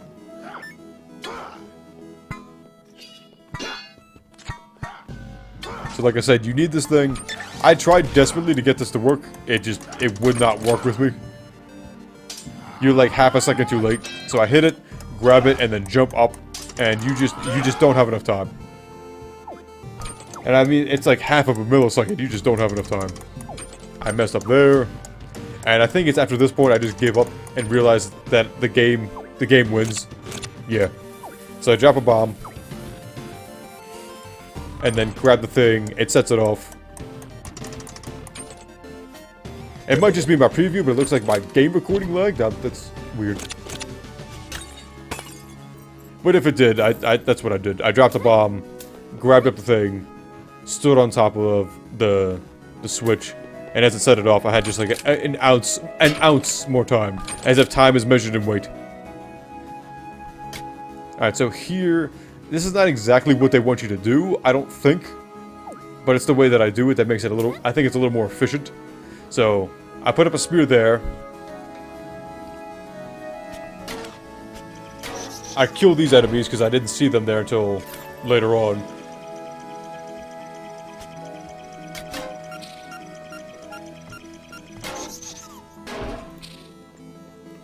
So I went back to check my recording, because in my preview, while I'm doing this narration, it was lagging, and kind of like freezing frame, and I think it might do that every once in a while, for like a frame or two, but I mean, it like fully stopped the video, and when I checked my actual recording, it didn't do that, so I think just my computer was having a connection at the moment. But yeah, so what I do to kind of cheat this is I put a spear there, throw a bomb at the very edge there, it'll connect, and I can kind of skip a little bit. So we can hit this, put a spear at the, you gotta put it like the very tip of it, otherwise you can't connect. There you go. And so I have a brain misfire here.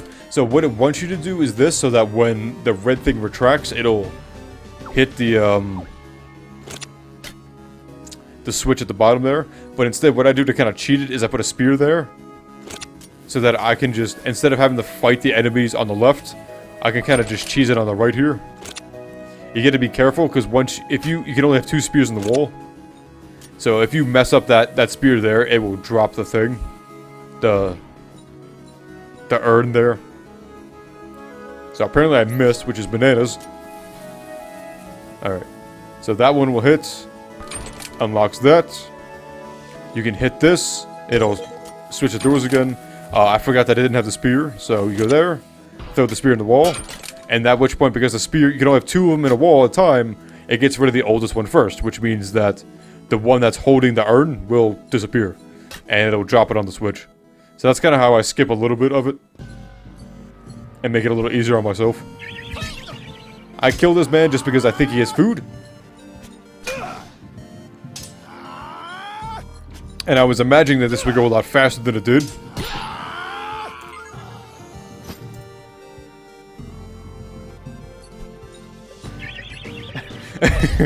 I always love watching the recording of me slowly inch up to this guy because I mistimed my charge shot. And I give this guy a taste of his own medicine. I don't know why she charged into me like that. It was needlessly aggressive. That's the issue I have with doing a level 1 run, is that you have no stamina whatsoever.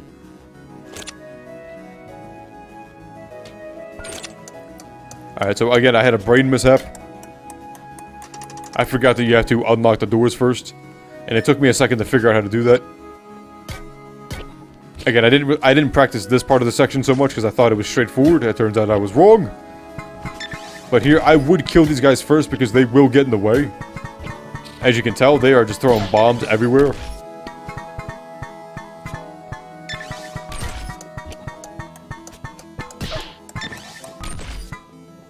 Alright, so what you gotta do is go to that middle section, hit that blue switch. It'll drop down an elevator. On that elevator, there will be 2 flying bomb things, so be careful with that.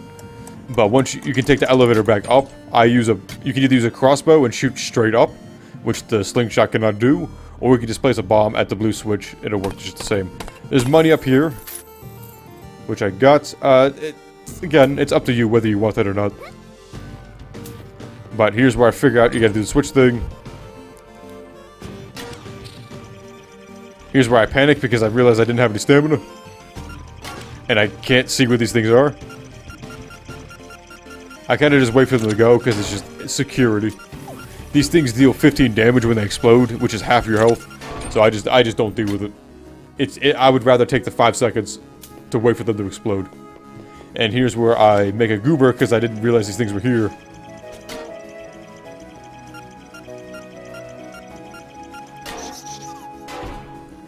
Alright, so here's the switch.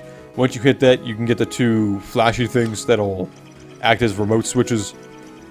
You only need 1, but I always grab both because there are enemies on the other side that love to hit them and love to be jerks about it. So that's why I always do that. I did not see him. So that's why you kind of see me like jumping around, panicking.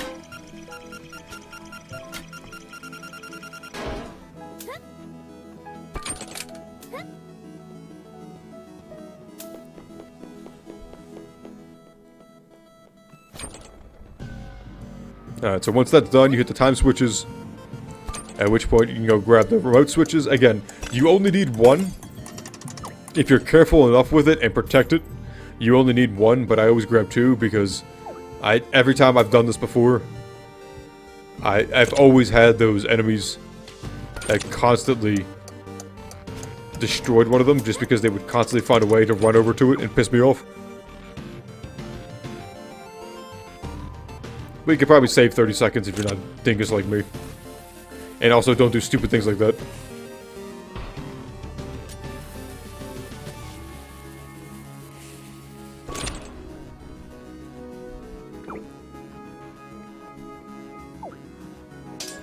Yeah, so this guy runs straight into it, destroys it, and that's exactly why I grabbed both of them, because he's an asshole.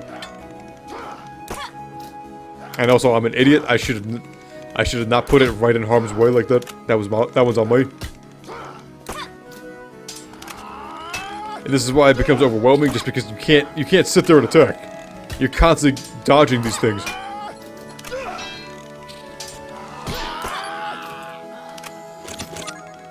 Alright, so once these 2 are dead, you can grab the other remote switch. Bring it over here.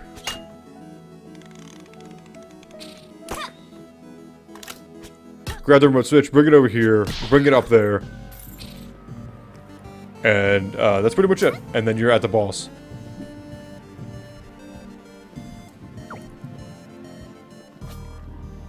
Yeah, so I dropped that there. I go down. Oh no, I didn't go down, that's right. I just hit the manual switch over here to make it easier. So that way I didn't have to run all the way around. But again, like, it's an extra like 3 minutes because I messed up. I shouldn't have put the thing in right in the path of that enemy. That was my fault. Alright, so yeah, just go over here, you can throw it, it'll break, and then open that up.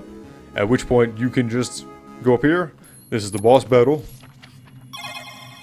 This one again gave me a significant amount of trouble, so I decided to heal up.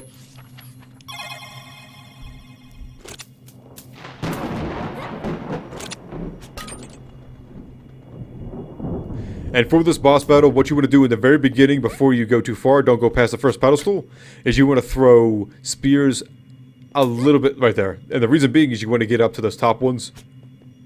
And so what I always did is I threw one spear basically where that first, like, where that square ends. That'll give you just enough height, and then I would run off and throw another spear. And that way, you should be able to go. So the first technique I did here, because this guy was a jerk, is when the boss fight first starts, you can jump up, attack, and then charge up and hit. What I should have done in the major city, Dei, or whatever it's called, you go to the dojo, and he teaches you how to charge up your attacks faster.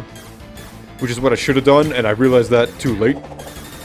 I would have gone back to get it, but man, it would take forever to get back here, and I wasn't wasting the 20 minutes to do that. I was just gonna suffer through this fight constantly.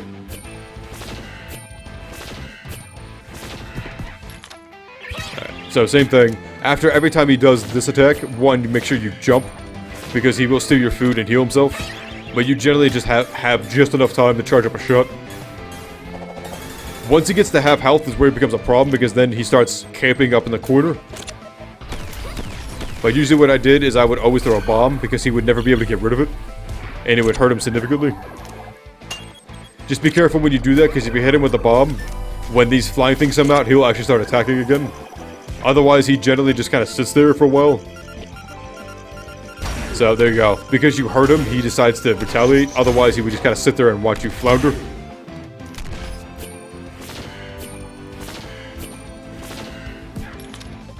But yeah, so my problem with this fight is once he gets to half health and he does the spaceship thing, it becomes overwhelming. It takes too much,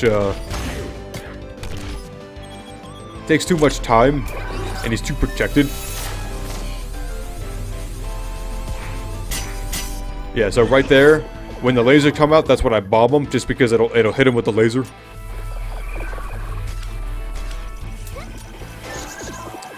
And that's nearly the end of him. I do think he hits me with his food move. Yeah, which is some dog shit. I don't think he should have hit me there, but his hitbox is very generous. But that's the end of him. But just because he dies, the enemies don't, so be careful not to just give up, because these things will stay alive.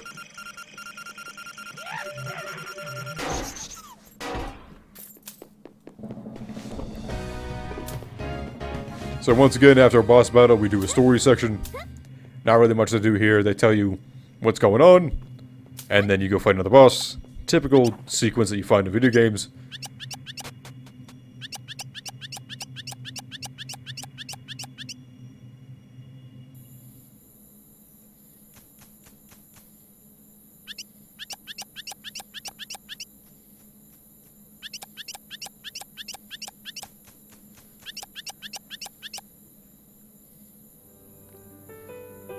Alright, so you gotta go in. You gotta talk to somebody. I forget who it is. I forget who it was here too, because I just kind of talked to everybody. I think you just gotta go talk to the Prince and Bart. Yeah. I gotta go find Thomas. He's all the way in the right section of the city, on the east side.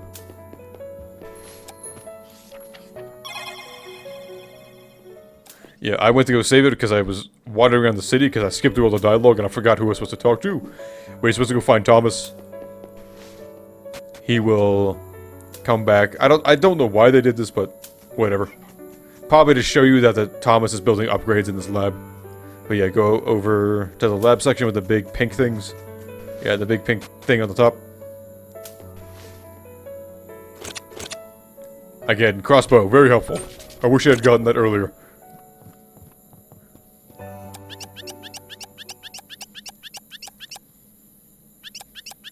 Alright, so you bring Thomas back, go talk to Bart and Leo again.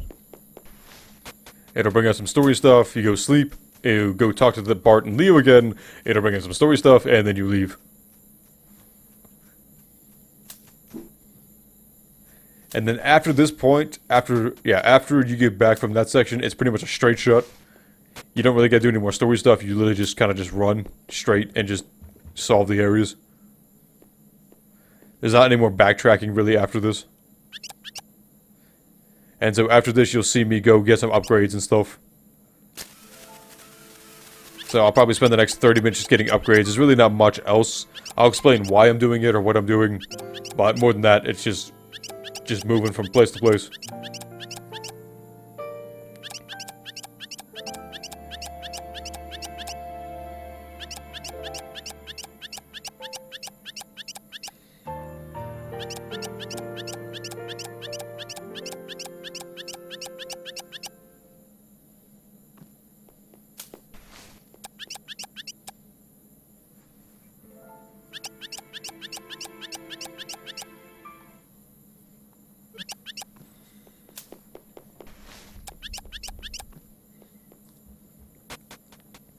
Go take a nap, wake up nice and refreshed, and with the weight of the world on your shoulders. Quite literally.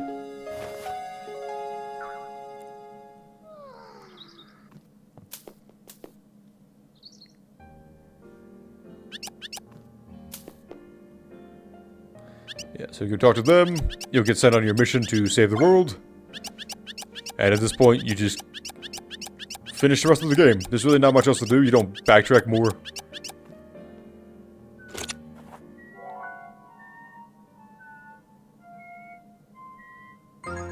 Down, right, up, down, middle, right. Is the hymn for the royalty. The King's Song.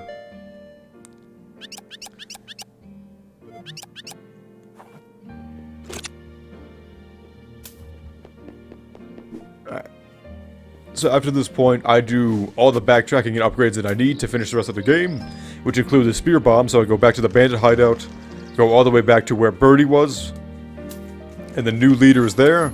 He will teach you the technique with the 2 Ouroboros scrolls. I go get a crossbow, I believe, at this point. I still didn't use the cave. I don't know why.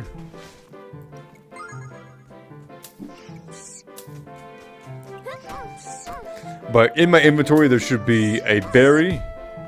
I'm getting manhandled again. What is it with this area? I just can't navigate it. But I should have a blueberry from the forest. I should have a potato that I need to fry up. I need to get blue lobster. I need to get 2 grape cakes and some spicy noodles. And those are all for upgrades and techniques as well from certain people. I will have to come back to Pancello to get another song. You might be able to get it at that point. I don't think so. I think you have to wait until that quest to be able to unlock that song. I didn't test that out, but that may be something you want to test out if you're doing a speedrun to see if you can save off, like, you know, like 6 minutes, because it is a lot of travel time for basically no reason.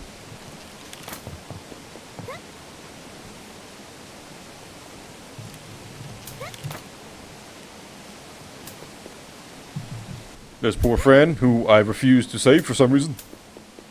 Mostly because it would eat up time that I don't really need. If I was getting moonstones, I would have done that, but I wasn't using the teleporters.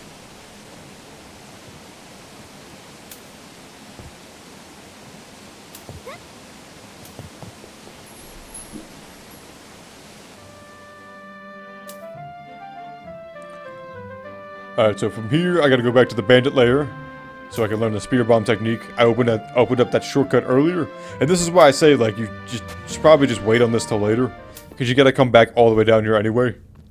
It eats up your time, so... I don't think it was necessarily worthwhile. And as a matter of fact, now that I'm thinking about it, there's also another... secret in the well, I believe. I think you can use the well area to get to another secret place in here. I can't remember. But there's got to be a faster way to do this than the way I did it. So don't research your options. Don't be like me. I was just doing what I knew at the time. I wasn't really practicing this, just because I knew I could get it under 4 hours. And there's me hoping for the spear bomb technique that I don't have. There's the bomb being a jerk and not doing what I wanted to. How dare it.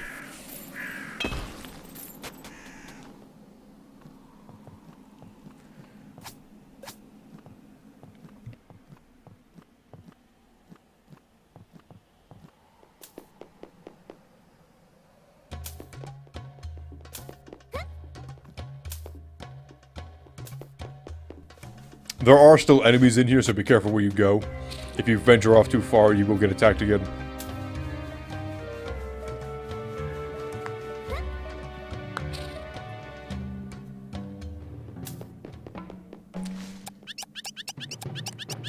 Yeah, so you go talk to this person, seeking tutelage, and it will teach the... If you have 2 scrolls, the first 2 scrolls will teach you the spear bomb technique, which is heavily important to my life. You will see how often I use this. I pretty much never use the bat anymore.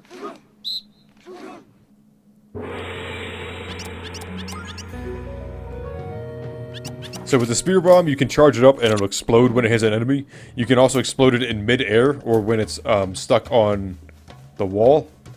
If you hit triangle or Y for Xbox, not sure what it is on the computer.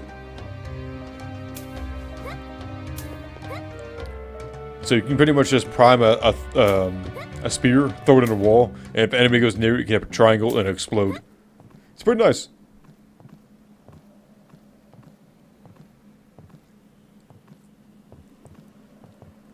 It's also just really helpful against the flying enemies because you can just throw a spear, explode it, and it'll knock them off course, and then you can hit them again. So once again, I'm just running away. There's no point in me fighting anything. I'm just trying to get this done as much as possible. As fast as possible. And the good thing about the spear is that it also blows up the rocks. Which I show right there. Again, the amberite ore is basically just money. You don't really need that for anything. You just sell it.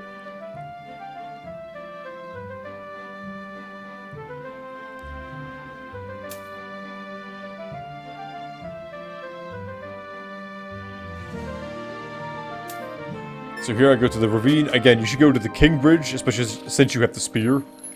You don't need to do this. But I wasn't thinking. I was just kind of rushing through. I didn't plan this out. But I would do that again. If I had to do this again, I would go to the Kingdom Bridge. You can pay him for 10 bucks. He gets you over pretty quick. This is faster than the King Bridge, but you can save the 10 bucks. And then, like, it doesn't really eat up that much time. Again, unless you're going for a world record, there's no real reason to be doing that.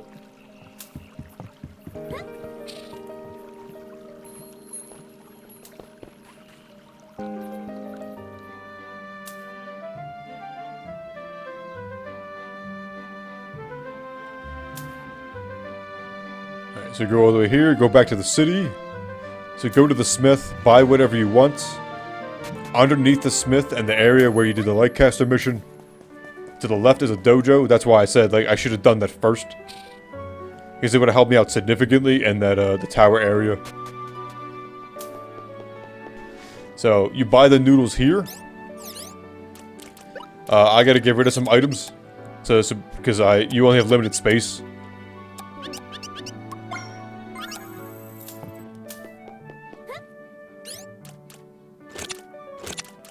And so I sell all these things that just make more money. Because I'm about to buy a lot of stuff that is going to cost a good bit.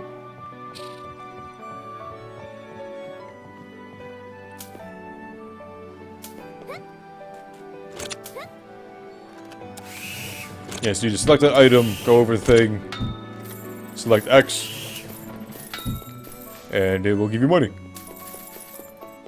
So the grape cakes are here, and they are the cake one. You need 2 of these.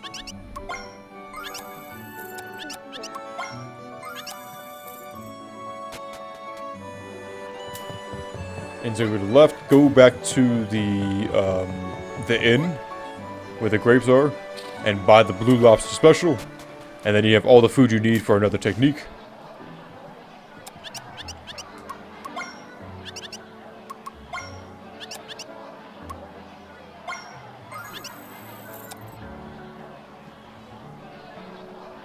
Alright, so then go back underground and go all the way to the left. There's a dojo, and he'll teach you... The technique he teaches you is how to charge up your stuff like twice as fast. So it makes fights a lot easier. Again, the fight with the Katash would have been a lot faster if I could have just charged up attacks more and stun locked him.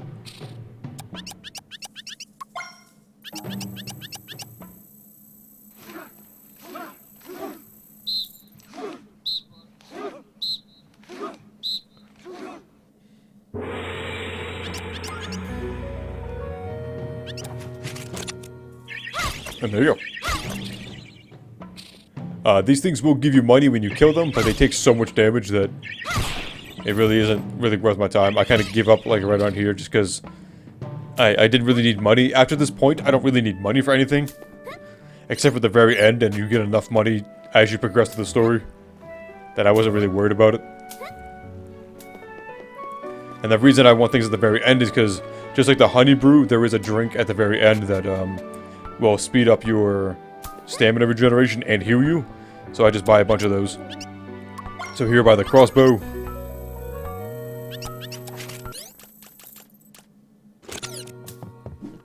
And I didn't really have any money for anything else. I would have bought the bat if I had the money, but I didn't.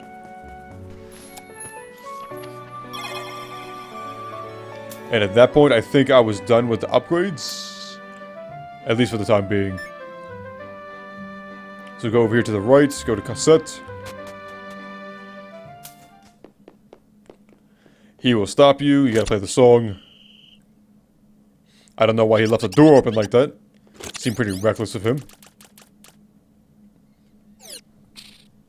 Down, right, up, down, middle, up.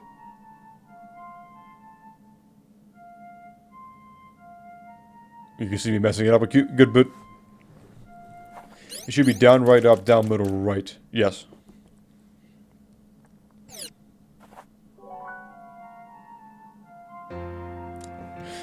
This dude is very patient. He's just sitting there watching this poor girl try to explain why she deserves access with a terrible flute playing.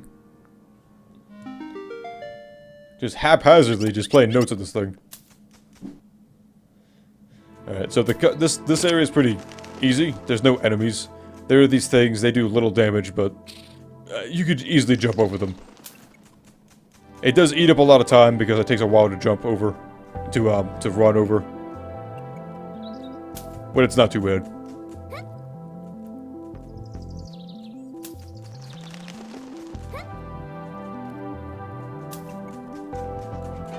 There's some hidden items and moonstones in here, but nothing really of value. There are some food items that you can get if you go in some of these barns. So if you're running low on food, I would suggest there. Otherwise, it's mostly just a scenic walk through the fields of wheat.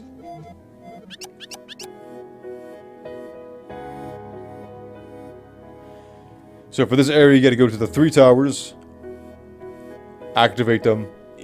One is a challenge, one is a time puzzle, and one is a coordination puzzle, I would say.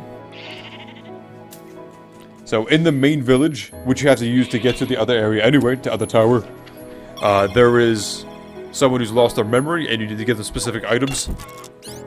And that's why I'm cooking this, because you need cooked potatoes.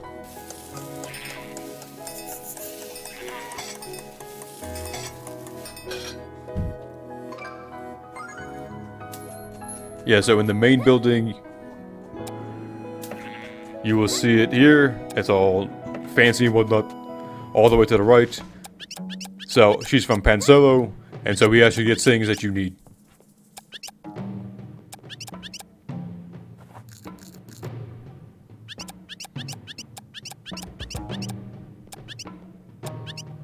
And so as to get potatoes as well, and that's why I kept that potato from really early in the game. And so the last thing you need is to get a lullaby, which you can get from a music box in Pancello. Usually I would wait till the very end to be efficient, so that way I don't have to leave cassette and then come back to cassette. But the problem is that the technique she teaches you is how to store or reserve your charge, so you can charge up an attack and keep it for later on. You don't have to sit there and look like an idiot as you tiptoe to this enemy. And since it's so useful and so necessary, I decided to spend about 10 minutes to run back and forth.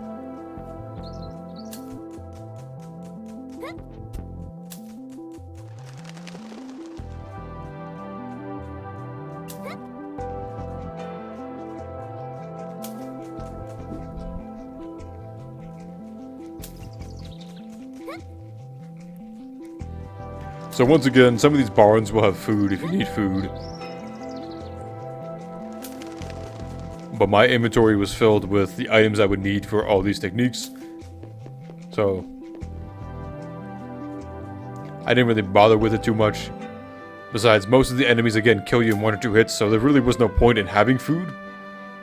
Because you would just have to, well, because you would also get hit down the tower. Because you had to climb, so it was just... It wasn't really necessary. It was just a waste of time. You would mostly just have to reload to save in order to save any amount of time. And so the Kingdom Bridge leads directly to Atai. It doesn't have any enemies and it's only 3 screens, so I would generally opt to use this more often than anything else, just because it's faster.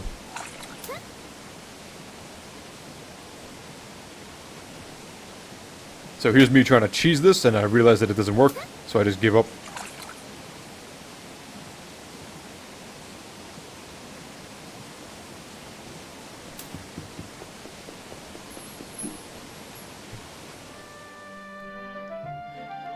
And so here you go to the other bridge, same deal, you just go across it, nothing special.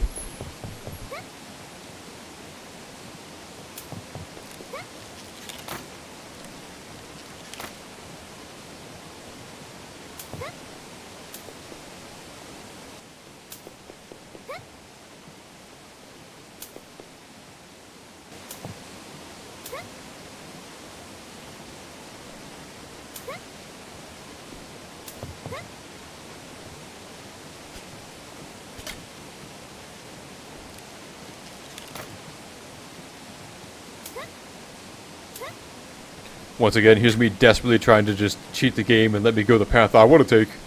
But I eventually give up and realize it's not worth... Being stubborn is not going to help my time here.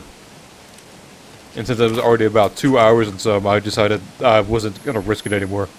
I don't have time to keep playing around like that. So here's what I realized, that I should be using the cave instead of going through the sunflower fields.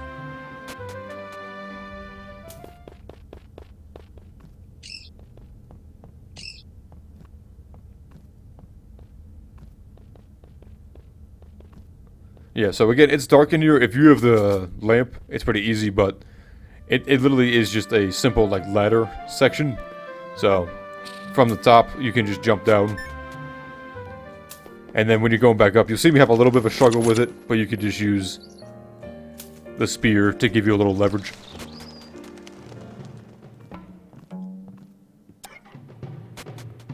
So you go up here, into the dojo, top section, they have a little lullaby. You gotta play the same song, which is down, center, right, center, up. Yes. And later on in the... I'm trying to remember. I think it is in the end section. You can learn... I don't remember. I think it's another technique. There's a technique you can learn where that actually heals you. You can use it once every like 15 minutes. But it'll heal you for 99 points of health. Which is helpful later on in the game if you're fighting either the secret boss or the final boss.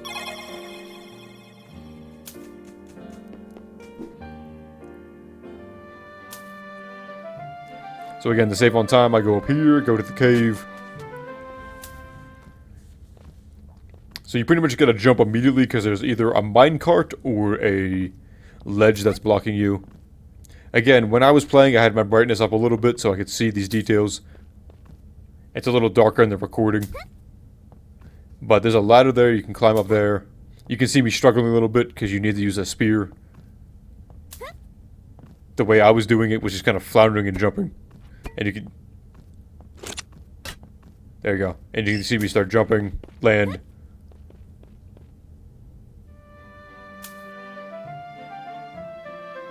And now we just go back. And again, nothing special. Just go, move across, go back to cassette, and everything's good to go.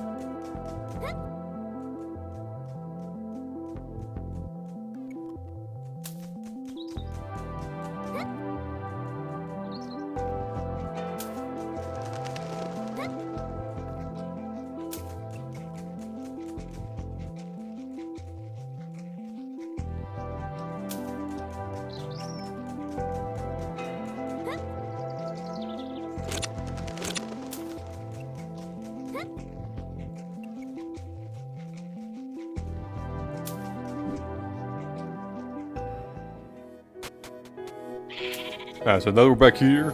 We go back to What's-Her-Face, play the song, at which point she teaches you a technique to store your key. I'm pretty sure they use key in this game, right? To store your charge attack. I think they use the word key, but whatever.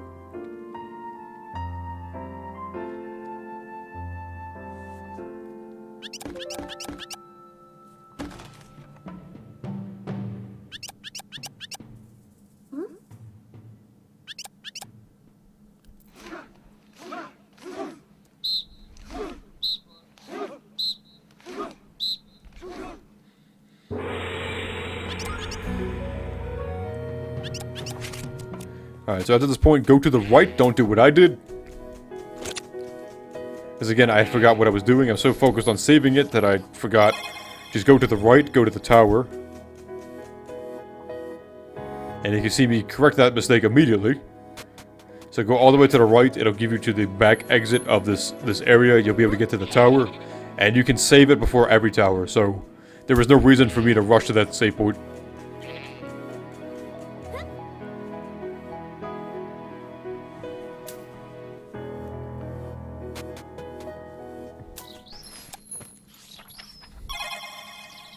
Alright, so there are 3 towers. The first one that I entered here, you gotta do the song. And you can see me forget to kind of mess it up a little bit. But the first one is more of a fight arena than anything else. I had to practice these a good bit to get them down. Because again, I was running low on time because I didn't trust that I would be able to beat the game in time, so I kind of practiced these a good bit to make sure that I had good routes. There may be more efficient routes, but this is what I got.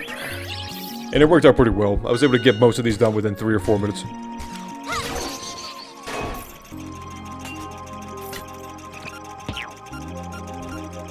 The problem is, once you get kind of circled by these boys, it takes too long to charge up and kind of aim, that you can't just sit there and attack. You can't just turn around and attack on a dime. You have to actually... It takes a minute. So if you try to do that, it'll hurt you. So you just kind of circle around the bomb there.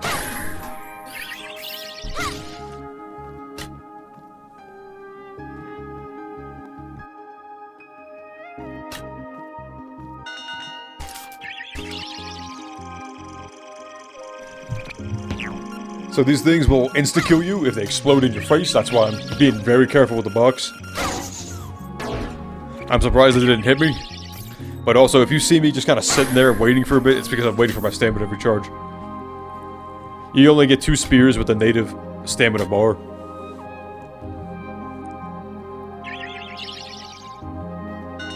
So same deal here. I couldn't really figure out a good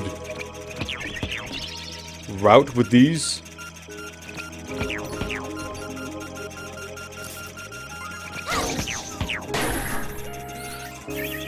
I was kind of just floundering about until something happened. Usually those two will group together. Every time I did this, they would group together. Now that I'm thinking about it, actually a good technique would be to stick a spear on the right side. Kind of like what I'm doing there, but below you. Charge it up, throw it in the wall. And then when the 2 bomb things get close to you, you can just shoot it. You can just explode it with the triangle button.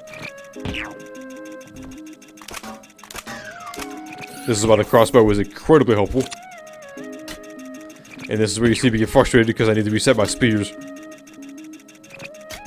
And it takes forever for the stamina recharge.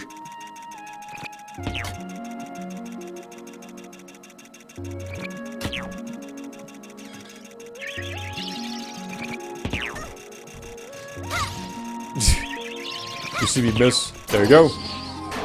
There you go. That's why it's so useful to have that, because you can just set them off if the enemies get close to it. This section sucks because if you get hit, you generally get knocked all the way down.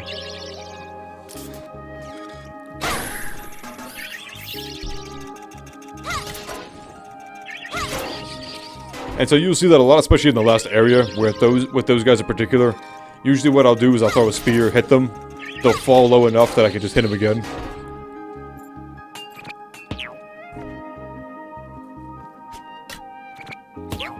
And so I'm just waiting for him to attack, just so I know. And I made a mistake. I pressed the wrong button. I meant to jump. I didn't mean to attack, because that's what kind of got me killed.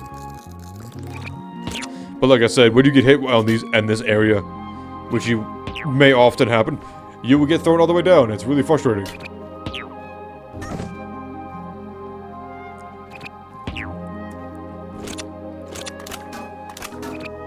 This is where I elect to say, screw it, I'm not going to try to hit him with a spear, I'm just going to shoot him with the crossbow. I'm thinking security now, because I've wasted too much time getting knocked down all this way.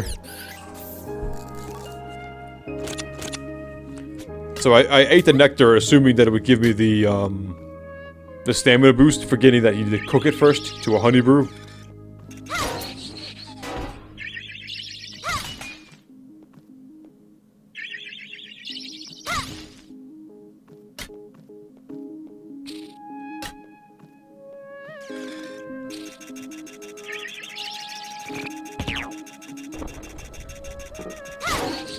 These guys are generally not that hard. If you, again, because it takes a second of latency before you can put your spear away after you charge it. He hit me there. I tried to react to it, I just couldn't get to it in time. But these guys generally aren't too hard. Especially if you use the crossbow, it's not too bad.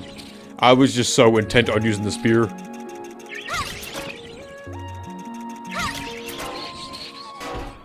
I should have just gave up and used the crossbow, would have been faster, and prevented a lot of this headache. Or heartache, whatever you want to look at it.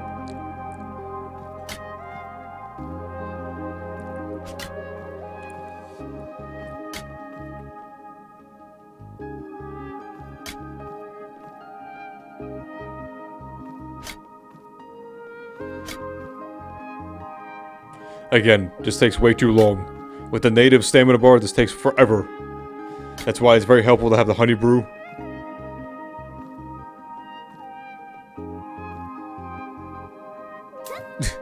Here's me desperately trying not to use a spear. Again, wasting more time when I should just accept my fate. But me trying to constantly deny fate.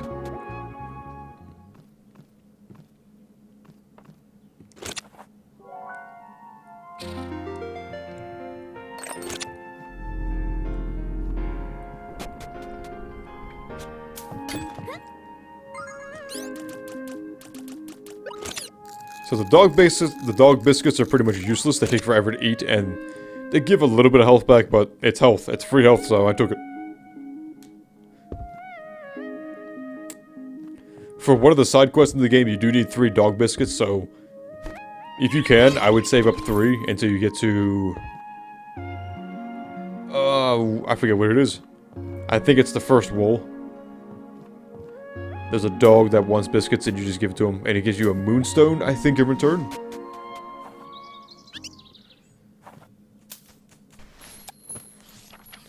Yeah, so these towers take like 6-7 minutes to do. That one's usually the longest one just because it's all action. The other ones are more puzzle, so you can kind of get through them faster.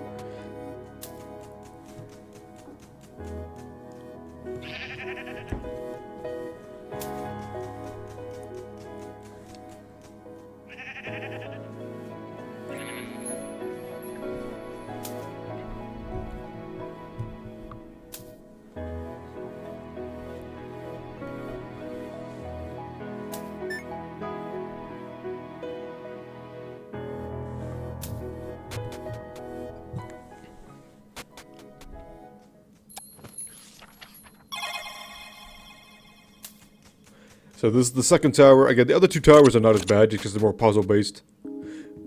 This one does have a little action in it, but it's pretty simple. The last area at the top, you can see me floundering this thing miserably. I don't know why I fat-fingered the combo so much, but the last area is a little bit of a pain because you have to time it right while the platforms are on a timer, on a set timer, and the enemies are constantly shooting at you. So sometimes the timing on both of those don't mix well, and it causes a lot of problems. But again, this is why I use the charged spear. It just kills everything pretty much within 1 hit, and you can get multiple enemies.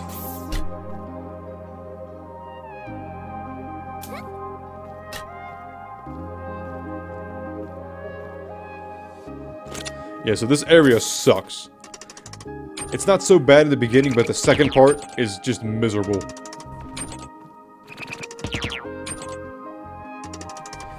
I had to reload a lot of times here to get this right. And this is why. You gotta dodge these things where you don't have any room to dodge, while also jumping on these platforms and ascending.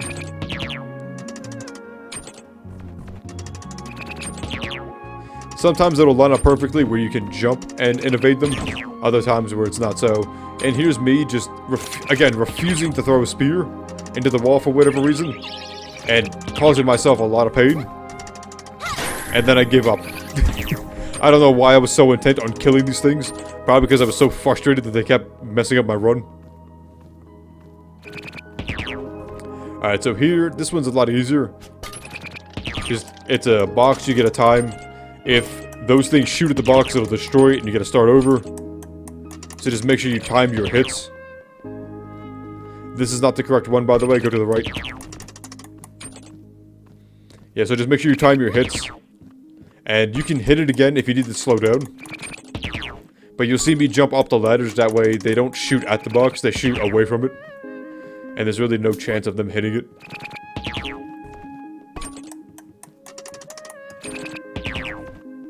And golden.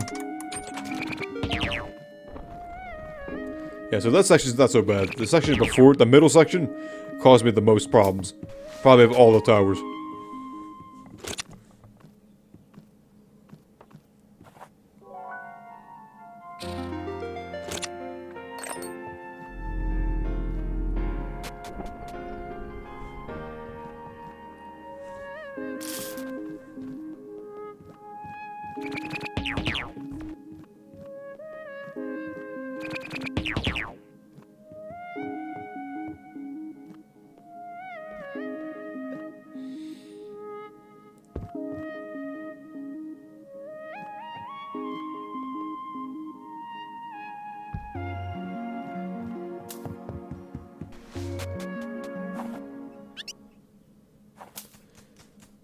Alright, so after this we go to the last tower.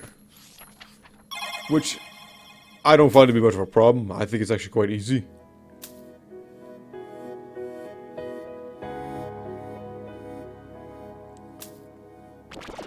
And then one of these boys got me, which is annoying. It's just a waste of time. Some of these people will have moonstones, some of them, like, you can get food from those boars. It's just not worth my time to do.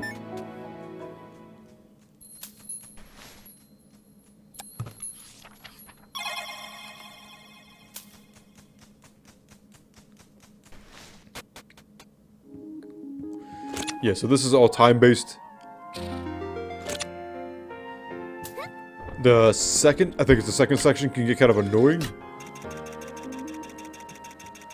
But if you time it right, if you just run and time it right, you can get it pretty easily.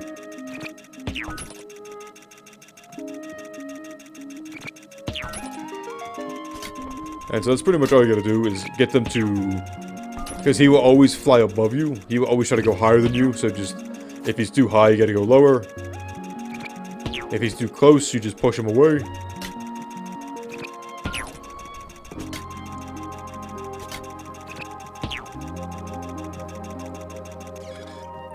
So this section can get annoying, just because you gotta time it perfectly. Because if he hits any of those things, those platforms will disappear, which I think does happen. Yeah, like he just hit that thing. It annoyed me so much.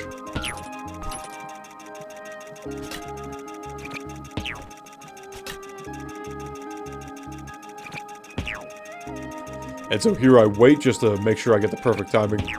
I get the most time because right after the shut, obviously he's gonna recharge. Yeah, so again, not too hard, but it can get annoying if you try to rush it too much and don't pay attention. So here, this time, I almost messed up this time one really bad. You should do the right one first and use a spear on the wall. Because that's the hardest one to get. Other ones, you can just sit here and just wait.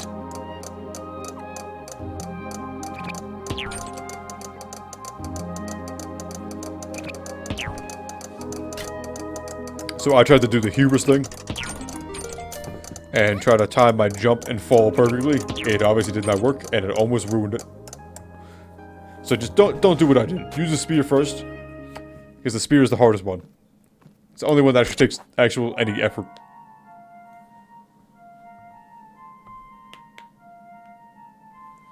I had such problems with this, and I don't know why.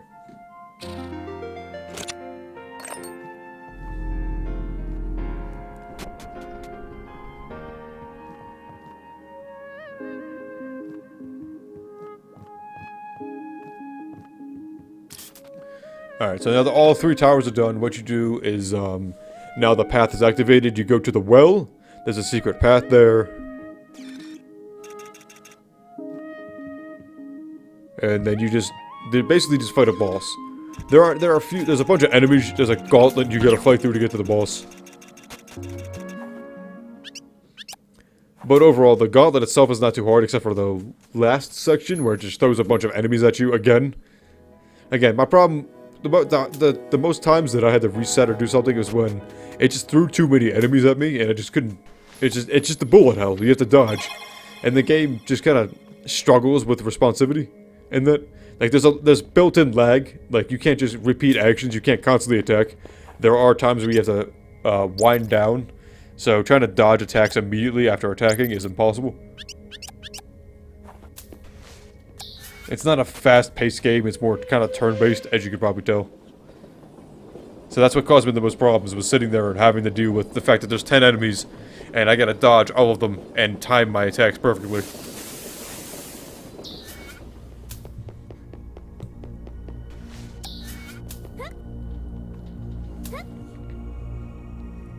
So again, there's food and some enemies and some stuff in here. I don't bother with most of it. Yeah, just because it was dark, I couldn't see where that enemy was. And it almost got me killed.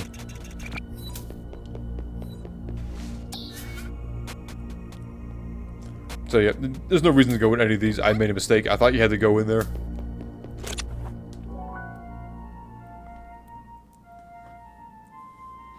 Here we go, messing this up again. I don't know, what was with me? Just me taking it step by step because I was just so annoyed with messing it up every time. Like I was trying to go fast, and I must have either fat fingered it, where I was pressing two directions at, like I was pressing two directions at once, or I was just failing miserably.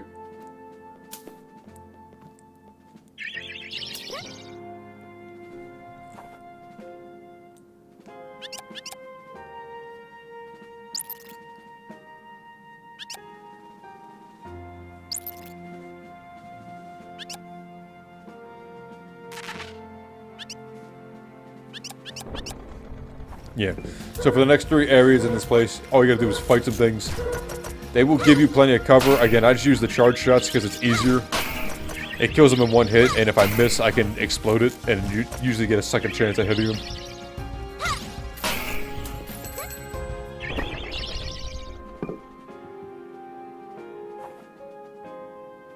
The first 2 sections aren't really much of a problem, because you get plenty of cover. It's the 3rd section that's a problem, because you actually don't have any cover that you can use.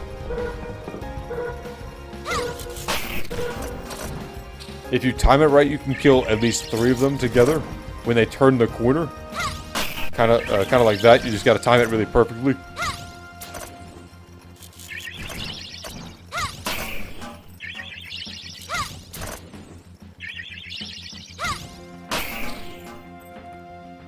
A second set will come out, so don't just start running.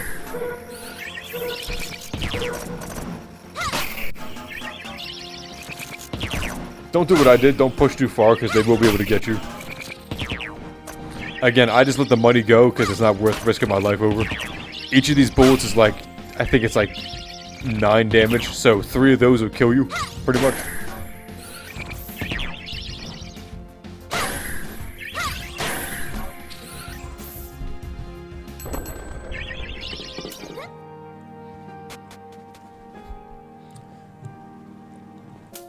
I thought there was a save point in there, that's why I went in there, but there wasn't, so I just dealt with it.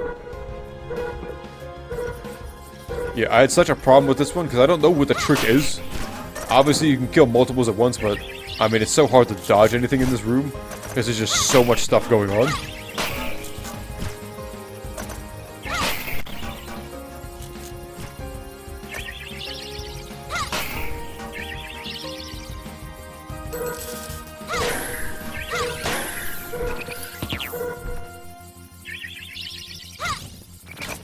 And so apparently I missed that. I don't know how, but I did.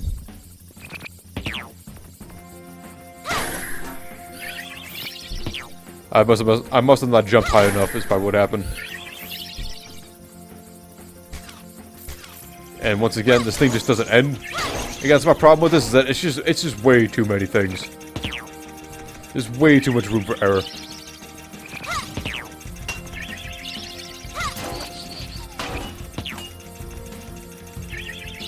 Again, the crossbow would be very helpful here. I would use the crossbow first and then use the spear. It does take some coordination, but it's a little bit better.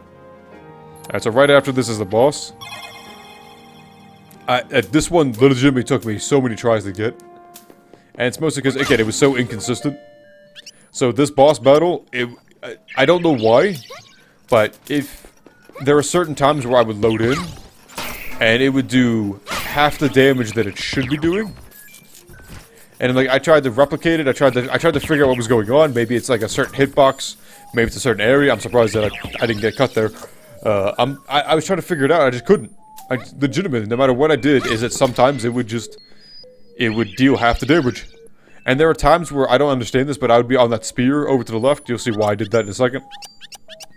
But I would like jump up to throw a spear, and I would just fling over into the spikes. Like, I'm not pressing any other button, but I would just fly over the spikes for no reason. I think it does happen in this run. Yeah. So the best way to cheese this is to kind of sit over here on this ledge that you make. Because with, like, most of its attacks, it can't even hit you. So you completely just avoid the fight whatsoever. So instead of having to dodge and constantly maneuver and do all this sorts of stuff, you can just ignore it. Once these things come out, you will have to fight because there's, again, too many things shooting at you. I always like to do a charge shot. I get rid of these middle ones. The ones on the floor and the ceiling, I don't bother with too much. Just because they're not as much of a problem. Yeah, so once there's just one or two left, I usually just let it go. Because it's not worth my time, because I can just dodge that single one. And I decided to eat because I'm just not taking the risk of dying. There's just no reason for it. So once it starts blowing the wind, I charge up a shot, run over to the top right, and then once it gets close to me, I drop down, kind of gather them all together, and then hit them. That's the best way to take care of it. So yeah, like Howard's shield's going down pretty fast right now. I don't know why, but there were times where it would just, it would only do half damage. And I could not figure out why. Like that, right there. You can tell where it's not doing as much damage, and I don't know why. And I figured it out. Like, I'm hitting the same spot every time. It's like right up below this line.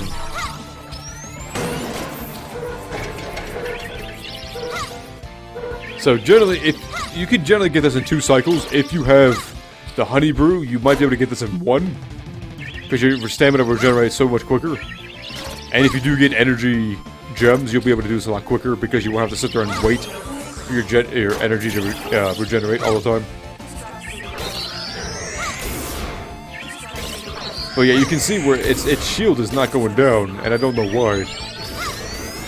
Like, I'm hitting the same spot that I was before, and it just stops. It just has increased armor for whatever reason.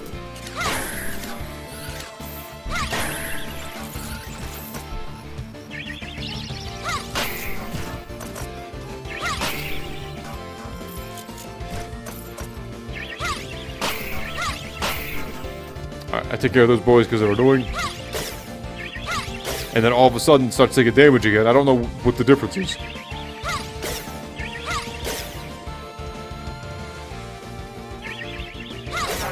I do like that the boss just sits there and takes it. For really no reason whatsoever.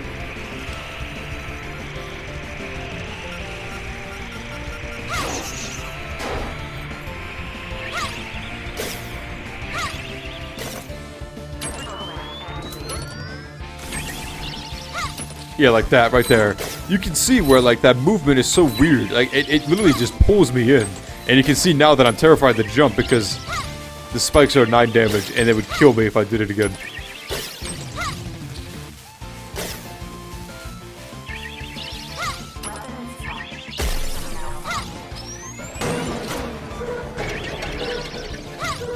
I don't know. I've had that happen in multiple... It didn't happen every time, but it happened every once in a while. Where it pulled me into the spikes. Like, I was just jumping straight up, hands off the controller, and it just sucks me in. I don't know why.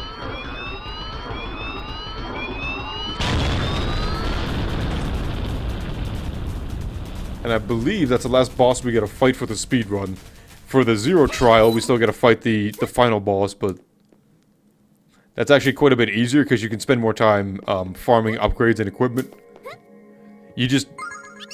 For that trophy or achievement, you only need to not get any health or energy, stamina upgrades. But you can get weapons, you can get certain things. So it's not as tedious and annoying. And if you cheese the second fight of the mother, just like I did there, you can pretty much get the same result.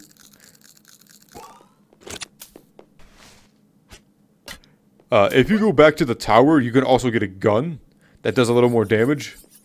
That might be more beneficial to get for the second fight.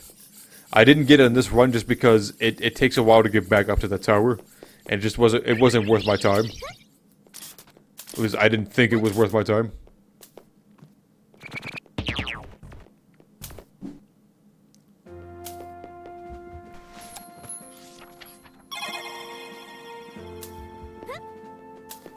Alright, so at this point, you leave. Leo tells you to go to the north wall, and at that point, you just run straight. Like, you pretty much just go through it as fast as you can. You don't really fight any more bosses. You try to avoid everything as much as you can. The caves at the end can be such a pain in the ass. I was lucky I didn't actually have to do too many runs with it.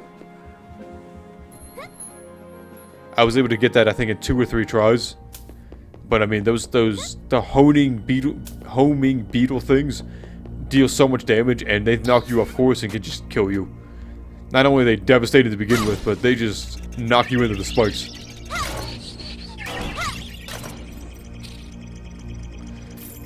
There's me trying to figure out where it is and freaking out.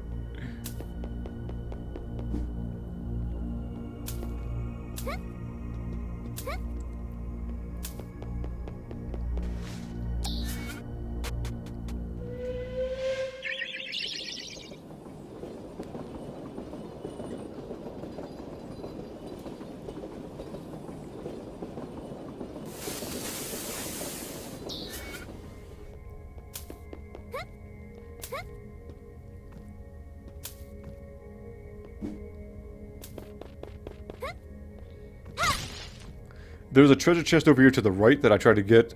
I had, like, again, stubborn. I had, like, just not enough height, so instead of just putting a spear there, I tried, like, 3 or 4 jumps. And I should have just put a spear there just to gain extra height.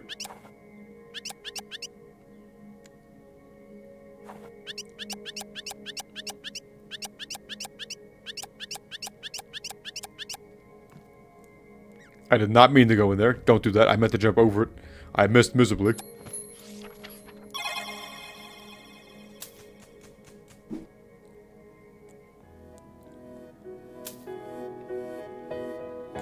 Alright, so at this point you go back through the wheat fields. Again, if you have the teleporter, you can use that.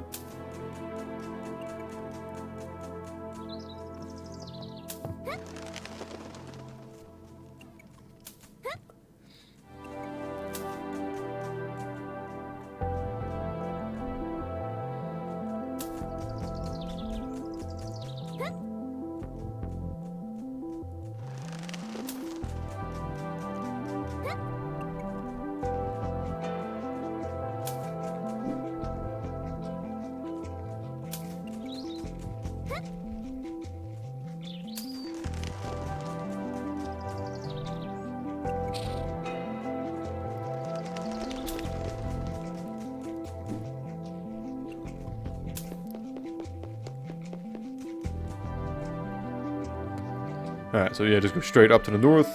Again, we don't really need any upgrades or anything, so at this point, it's just a straight shot. It's not actually true, you learned one more technique, but it's literally right on the path.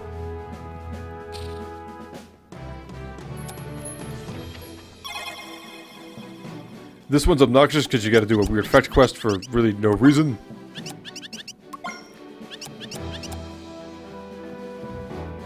But you gotta go find Sir Max to vouch for you, so you go up to the top. Talk to the lady at the top. She tells you to go to the kitchen at the bottom left.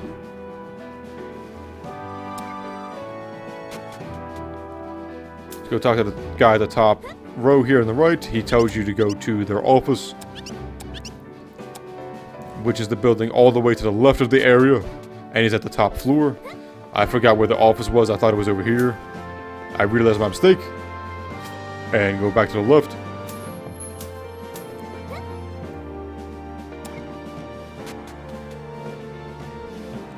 So his office is all the way up to the top. And then she tells you to go to the gates, at which point you just go to the gate. You're all done, cutscene happens, you get let in.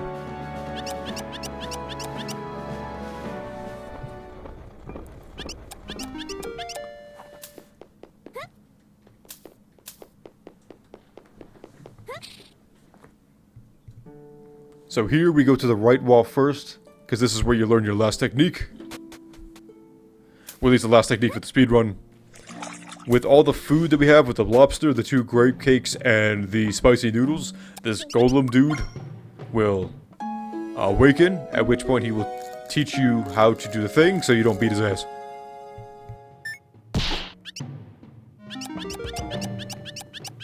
So what you learn from him is how to regenerate stamina faster if you're crouching, which is very beneficial.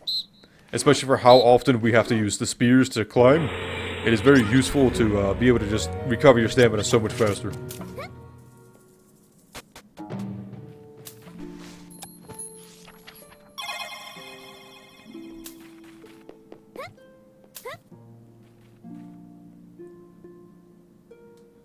Alright, so go up to this wall. And then once again, you just go north here. You get stopped at the gate, but it's just a small cutscene. You don't gotta worry about it too much.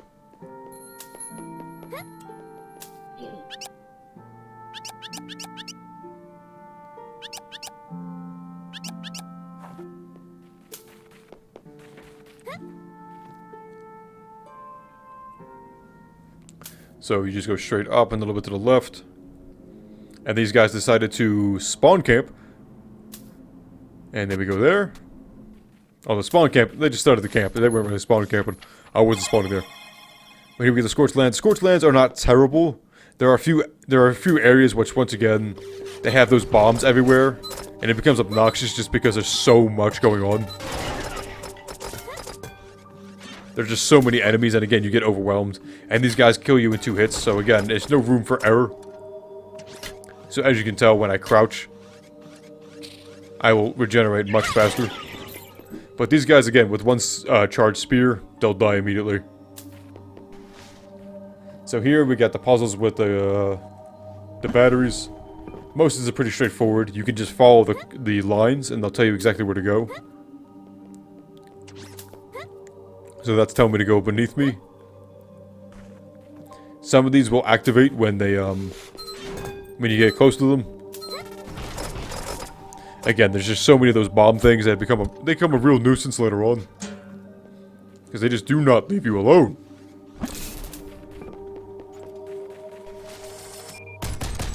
Alright. So these things have a lot of health and they'll attack anything. Including both enemies, the robots, your enemies. And you. But you have enough time that you can kind of just sprint and run. I messed up the spear, so I got pummeled. If you're smart enough, you'll throw the spear first, and then you can just kind of jump.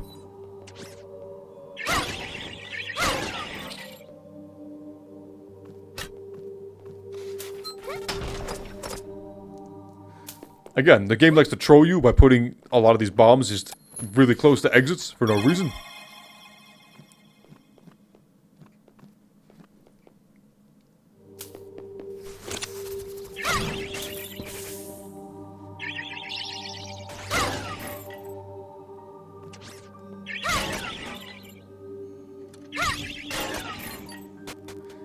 Alright, so you want to go down here, go to the left. Again, it's dark, but if you go all the way to the right, there's a few boxes. Again, my brightness was up, so I could see the outlines of the boxes. You don't need the lamp. There's gonna be a bomb on the ceiling, you just let it go by you.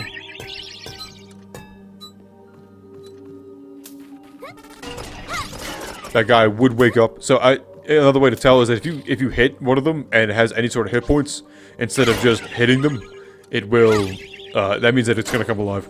So there's a gunner over there that I'm not sure if you can escape. You may be able to do that. But 6 charged spear shots could kill him. And you can just move on with your life. So you need this battery, you gotta bring it over all the way to the right. If you're skilled enough, you can throw this over into that gap, but I was not, because I suck at this game. But here you can just drag it up. And you don't lose too much time, but you don't really save too much time by doing that. You do save time by not sucking. And so what I decided, because I was so frustrated that I keep dropping, is that to put a spear there, so I could just do that. And once again, if you did the spear on the other side, you could, again, save more time by not having to go down. And failing miserably, but again, my hubris got the best of me. That battery will open up two Gatling cannon things. And they will destroy all these things if you want. They do take a bit of time. I just think it's faster to use the spear. Because they shoot, reload, get to the new target, lock on, shoot, reload, lock on. Like, it just takes forever. Where it's so much faster to use the spear, I believe. So for this guy, I don't try to fight him. I literally just sit in this corner, crouch, and he usually just walks over me, at which point I just run straight to the right. You gotta be careful with that move, because it will kill you. It does like 20 points of damage. Don't worry about any bombs that he shoots at that point, because they will just roll over you. And at this point, he won't catch up to you. He might throw another bomb or shoot something, which will throw you off course. Like that. And be careful, because there's 2 bombs. So usually I just wait a little bit when I'm there in the middle. Because to see what his next move is, because I don't trust him. This you can just run. Be careful, because there's plenty of bombs. Again, they just kind of overwhelm you at this point. And it gets kind of obnoxious. There are 2 breakable walls there. So make sure you do that first, otherwise you will get hit. Alright, so, once again, there's too many things here, I missed that. So you can just run straight to the right, there's a ladder, you can jump up and that'll give you cover. And if you're careful enough, they won't be able to see you. If you're careful enough, which I was not. But you can see where the lasers end. Naturally, they will follow you anywhere, but as you can see, like, if you're outside of their natural range where they're searching, they won't be able to find you unless you walk into that line of sight. And because I suck, I messed that up really badly. And I think I do it here. Yeah, so right there, again, he won't be able to see you. You want to get this on the edge, and you can kind of just climb up. Again, if you don't suck at the game.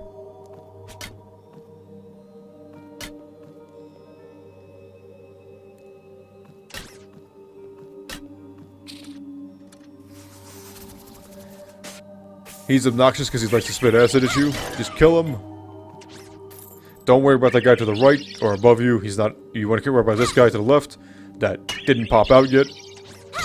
You need to get to the battery that's below you and then bring it back up. Try that again. Bring it back up. Bring it back up. What is going on? Every time I say up, my voice just deflates.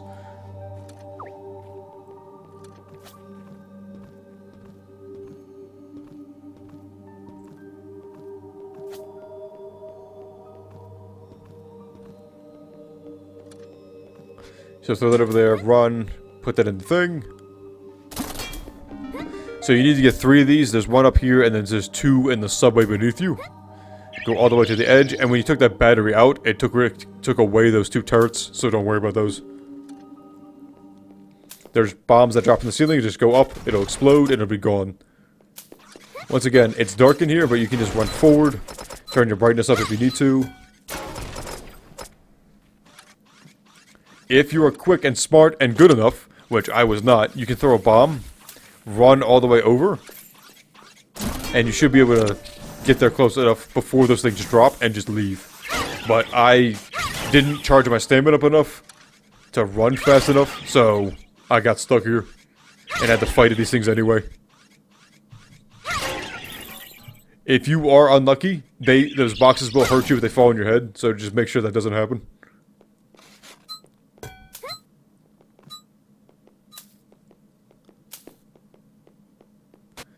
Alright, so the last one's in here, and this one's kind of a pain in the ass. You gotta go across these livers of radioactive goo. Get a battery that's in the goo, and then put it back over here. So the problem I had is that it's just... What I decided to do here is that it's far more just kind of beneficial to just take the beating, honestly. You only take 2 points of damage, and if you get out quick enough, you won't take any damage. But I wasn't always quick enough. Especially when you're picking up the battery, you will take damage. If you're careful and slow enough, you can get this without taking damage, but for the speed run, you just gotta take a hit.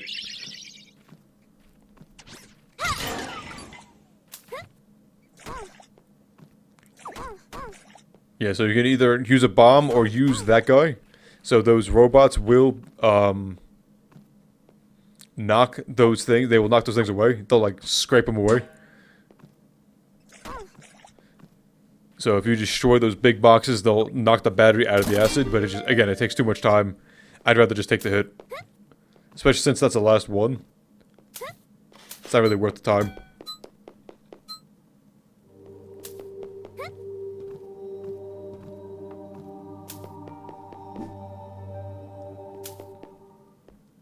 Alright, so that's it for the Scorched Lands.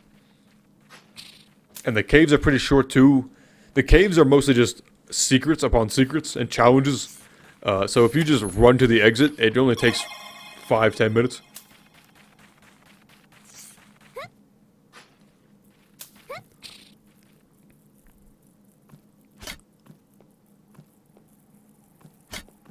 Alright, so you need to be careful. These spikes will hurt you, and quite significantly as well. I think it's like 9 or 11 points of damage, which is ridiculous.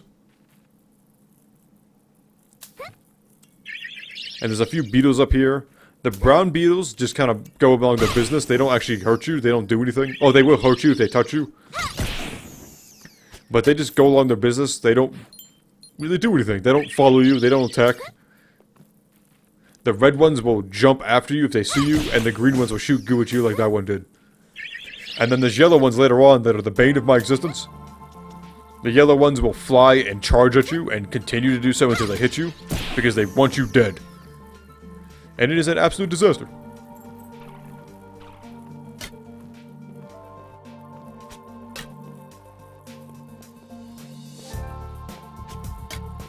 And so this is me not wanting to take a risk. And you can see me kind of flailing around, trying not to get hit. And then me getting upset that I messed up my spears again. There's me almost dying.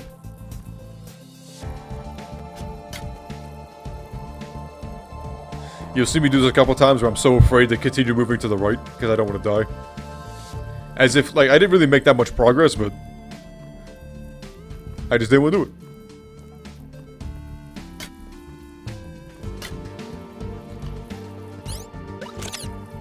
Alright, so I eat to recover that. And then I go to the right, you go down.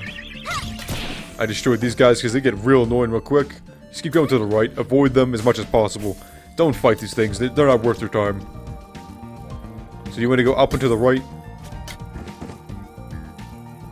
It'll unlock the hover boots.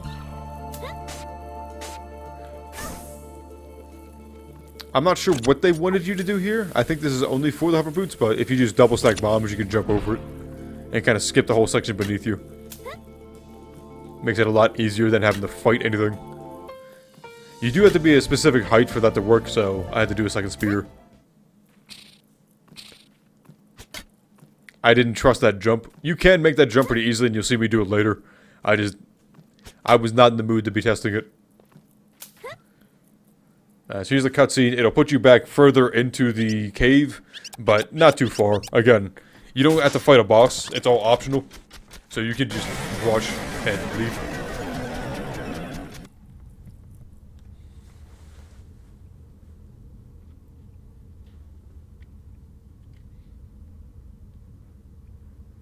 There's no way to skip these cutscenes, unfortunately, so you have to sit here and watch this entire thing. Which is why I saved it right afterwards, just because if I did die, I didn't want to watch that shit again.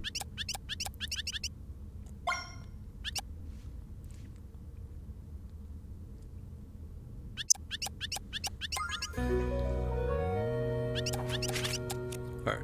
Because of the gauntlet that I was about to face with those, the yellow beetles, I wanted to get as much, basically, free health as I could. And so if you get the regular mushrooms, they heal you 10. And so I found a couple. Again, I was coming up on the 3rd hour. I think I was a little past it. I think it was like 3:10 at this point. So I didn't want to waste any more time. I would have gotten more mushrooms, but I was, you know, I wanted to make sure I was able to beat the game within the 4 hours.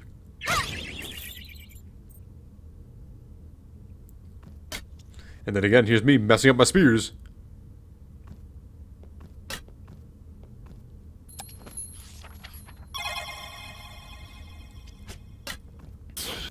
And so the hover boots are very helpful for, you know, making sure you get your jumps right.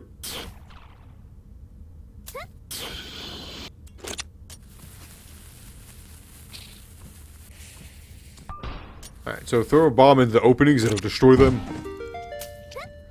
And there's plenty of secrets to do that, and it's also a good way to get rid of the beetles, because the beetles will continue to spawn until you destroy their nest.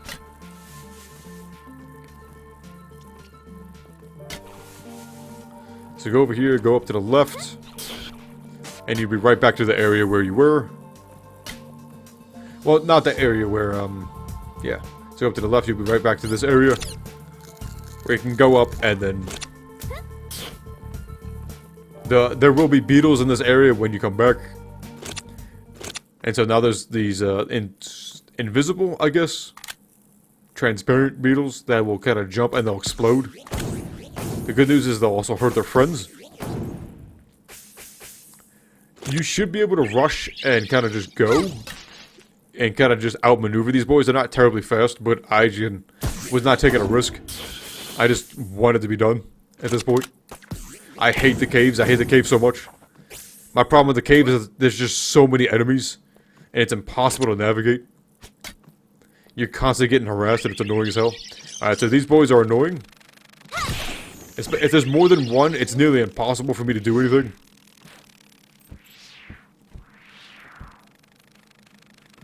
Because they will chase you, they're fast, they fly off screen, they see you off screen, it's annoying as hell.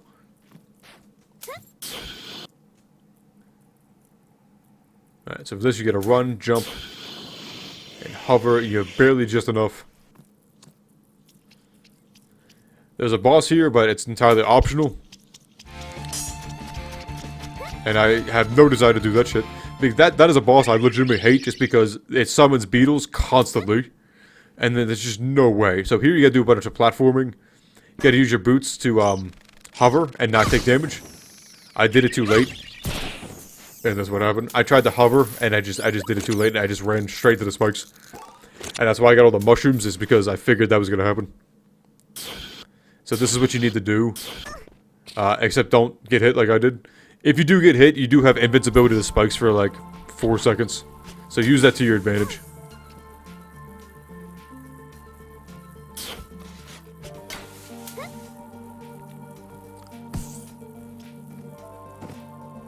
So from here, you just need to go to the right, pretty much. There will be more yellow beetles, which is obnoxious. But they shouldn't be too bad if you take them out one at a time.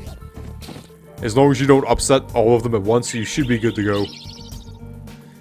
If you have the crossbow with the 2 bolts that fires at the same time, you should be able to kill them instantly, which is helpful. That way, instead of using the spear, you can just aim at them.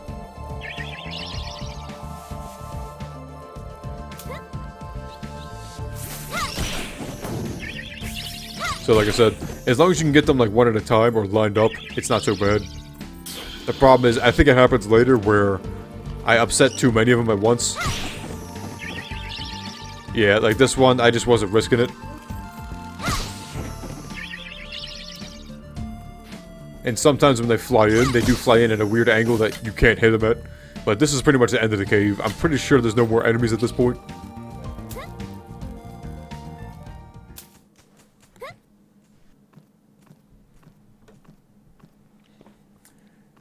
Yeah, so after these caves, which are the bane of my existence, you go to the sphere. The sphere is incredibly devastating just because everything is basically a one-hit kill. It's not... You basically have to memorize the path you have to take. It's not terribly hard, but it's more you have to be very, very precise and very, very accurate.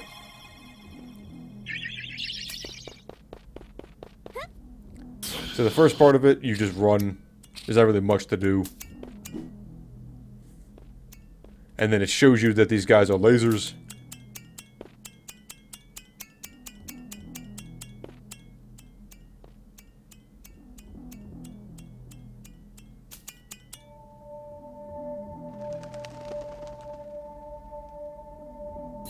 Beer.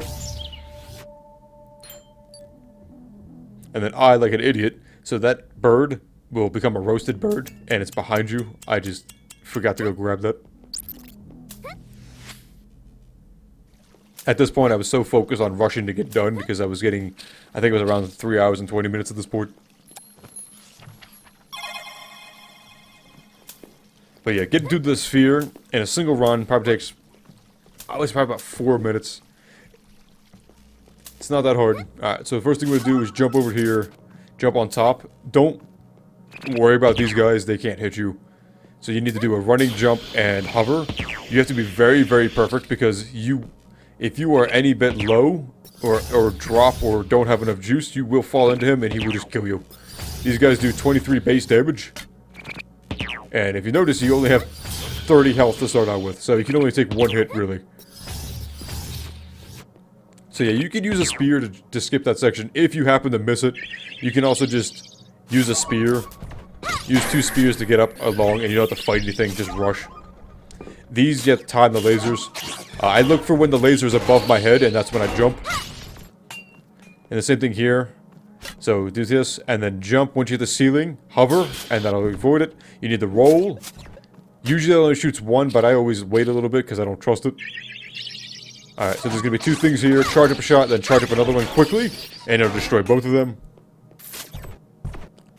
This one is a pain in the ass because you have no time, but again, with that one, I wait till it's at basically at my foot, and then I go.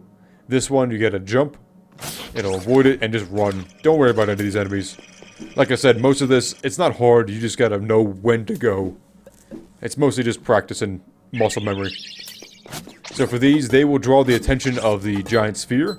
I also don't know why someone invited me to play Fortnite. I've never played Fortnite, I don't know why he invited me. I also don't even know who that is. All my friends on my list, I don't even know. But then we got this guy. So these guys are annoying. I tried to use the spear at a certain point, but then I had to give up and use the crossbow. Just because it wasn't worthwhile.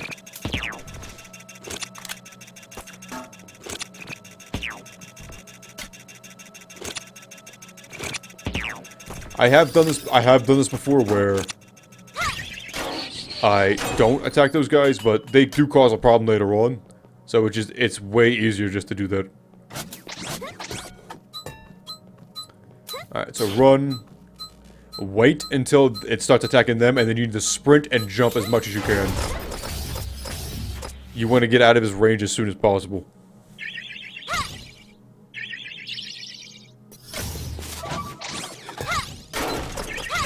Yeah, so be careful when you're doing that, which I was not, because they will hurt you with the flames.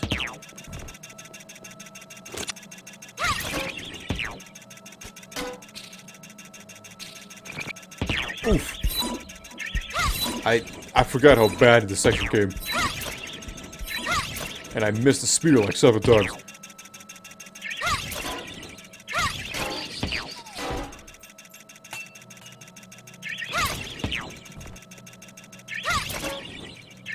Yeah, so normally I would just use the crossbow.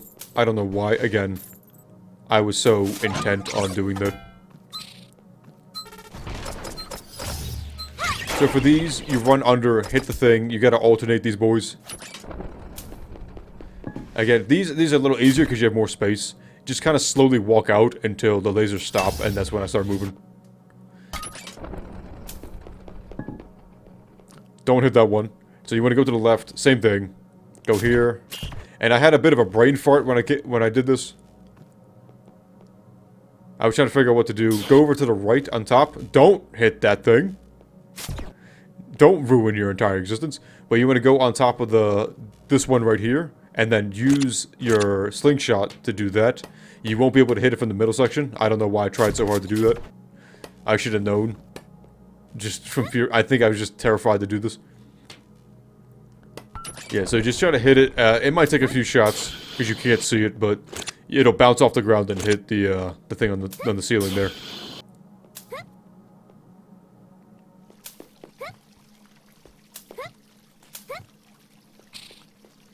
And again, at this point, it's mostly just a straight shot and knowing exactly where to go. So you'll initiate a cutscene. You gotta go activate the elevators, activate the train station. It doesn't take too long. I rest up just to get full health. And also in this section I buy a ridiculous amount of Miranda. So Miranda not only heals you, but also increases your stamina regeneration. And that's helpful for all the sections where you gotta run, jump, and do a bunch of maneuvering.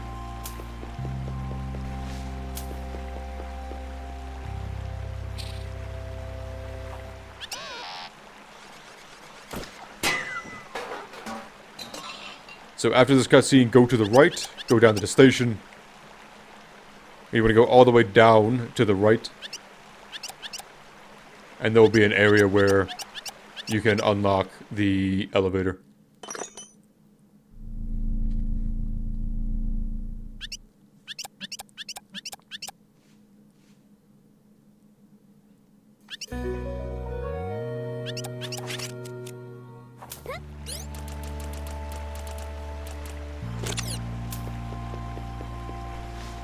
Alright, so go down this, go all the way down. There is a hidden thing to the right on this one. You can see a little opening in the wall there.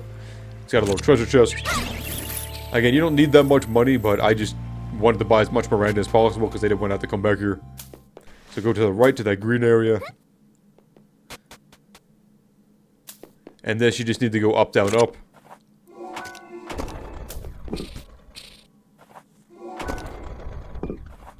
And this just shows you you can control certain elements with your little sphere flute thing, whatever you want to call it.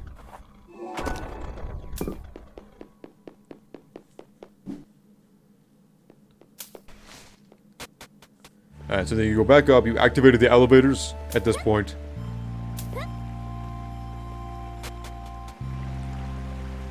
So go up the elevators, and there's two little battery things, whatever you want to call them, on each side.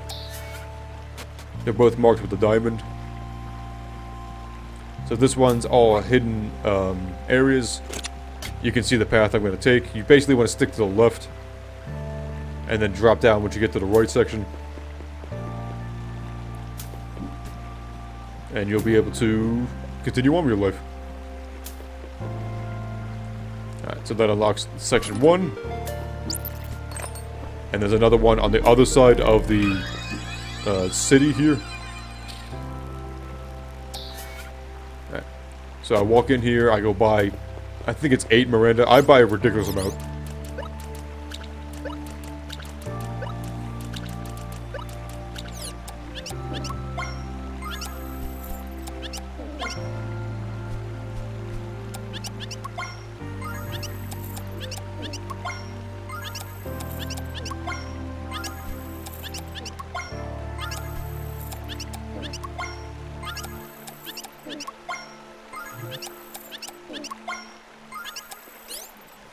So another thing that you need to be careful of is that when you deal with this, so if you try to save scum and you are drinking Miranda, your effects will not save over. So if you save it after you drank one of these things, you will not have increased stamina when you wake up, when you reload the save. So for this one, you got to hit up and down to activate these things. You don't need to hit left and right because you can actually just use a spear to hit this thing. I think I end up using the crossbow just because it's a little easier. Because there's a build-up with the spear, whereas with the crossbow there isn't. It's just more immediate. Alright, so with both of those activated, you can go back down to the subway.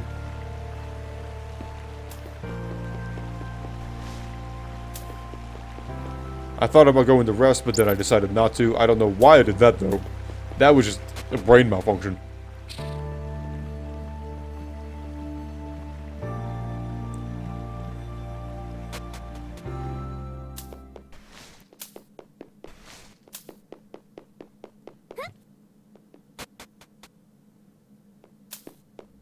So in here is the last ticket to the train. And I forgot about that, and I forgot about that already. So for these, you have to hit the note that it presents you. Usually just to get it done, I just literally spam the analog stick and just in a circle. So that's the headbutt move, and that's why I don't ever use it, because it actually hurts you.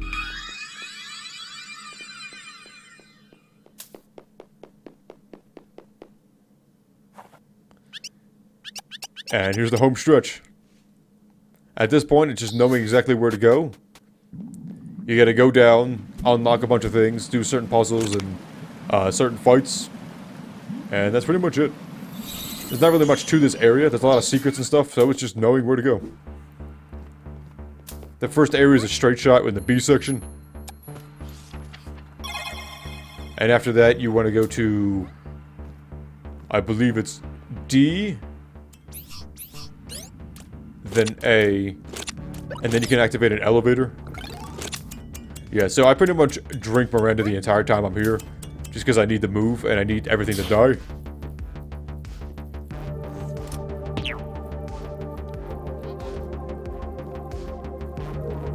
So you need certain gems to open up those little canisters there. So 3 little robots will come out. They're not terribly hard. 3 to 4 hits with a spear will kill them.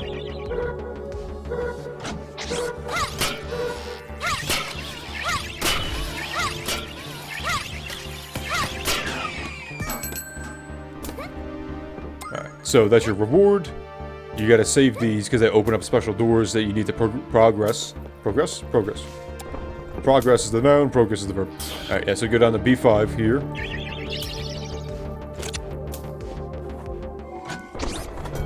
So you gotta do this. You gotta open that up, go to the right. Knock that one down. Bring that one down, and then hit left, I believe. Which will open that up. Hit right to open it back up. Right back up, and then I'll unlock the switch.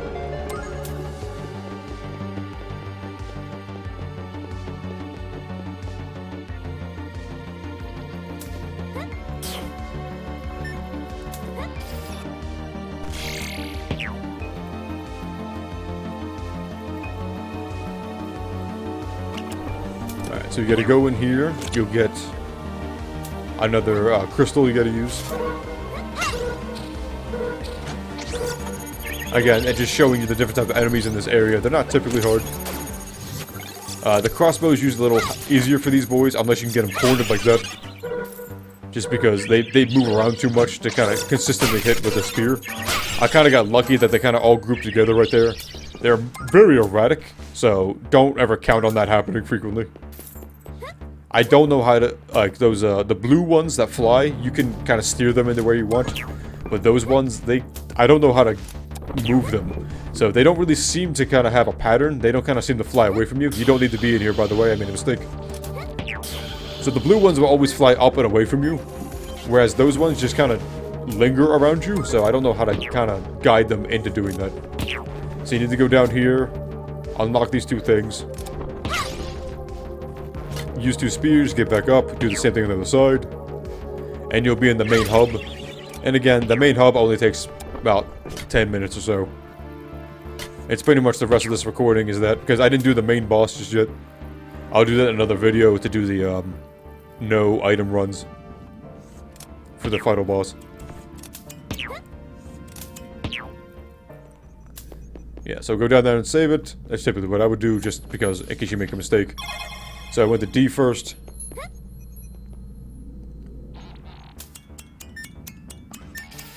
I generally just ignore every enemy unless it's part of a test or a challenge, because there's just no reason for it. So grab the box to the left, drag it over to the right. Try to avoid these lasers as much as possible, but again, because it's a speed run, I was just trying to go, and I was at like 3:30 at this point.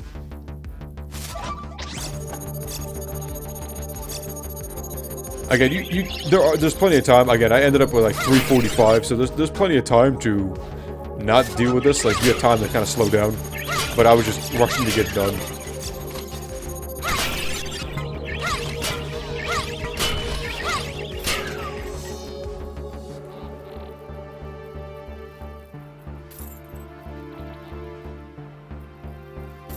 Yeah, you have pretty much just enough time that if you stop at the right moment to pass through the beam. But it's a pretty tight fit. You can lock this dude in here if you're quick enough, which I did. And I just run at this point. There's no reason. Anything that comes in won't be able to really hit you.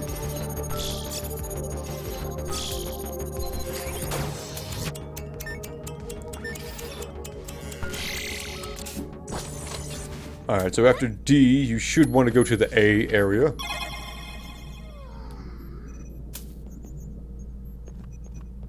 Or is it E? Apparently it's E. See, I forget these things all the time. That's why I saved it after every single time, because I had to go test which way to go. Let's go E, go down to the bottom left. I believe this is a hidden, like a secret, yeah. One of those, not a hidden secret, but you gotta be stealthy, that's what I'm looking for. So don't hit any lasers, otherwise it will reactivate the door. So don't do that, because what you gotta do is you gotta run.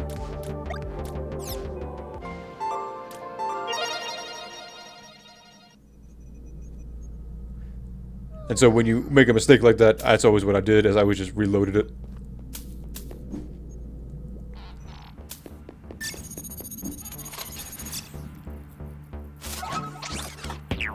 In case you thought this was a single run, it was not. Anytime you see it faded like that, and there'll be times when you see my stamina go up and down at weird points, it's because I just cut it. Any times that I failed.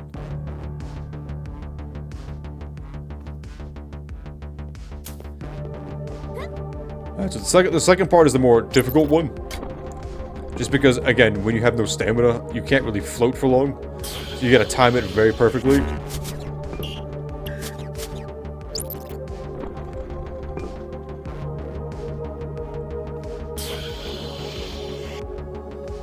And same deal, wait till your stamina regenerates. I hated this section just because it's so tight in the timing. Normally, like, anytime else, otherwise I cut it out, but the reason I put this in here is because it's at the end of the video, and just to show that it was not a perfect run. It was not just a one and done. It was very much, I failed a lot. And those are the types of things that I would reload just because, I mean, even though it's just a minute or two, it adds up over the course of the whole game. So that's why I included that in here at the end.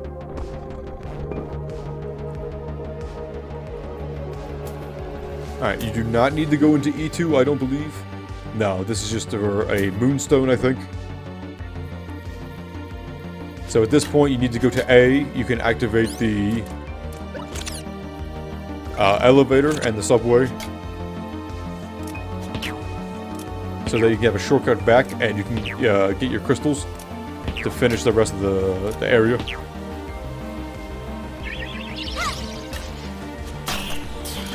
And again, I made a mistake. You will watch me flounder here a good bit. I don't know why I struggled so hard with this. I, for some reason, just could not do it.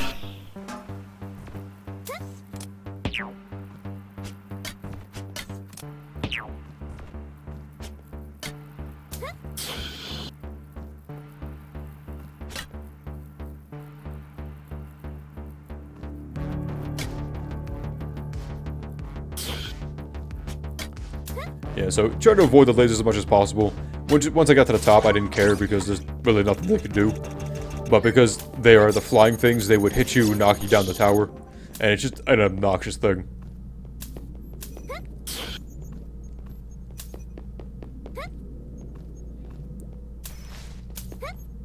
So at this point, you want to go to the A area.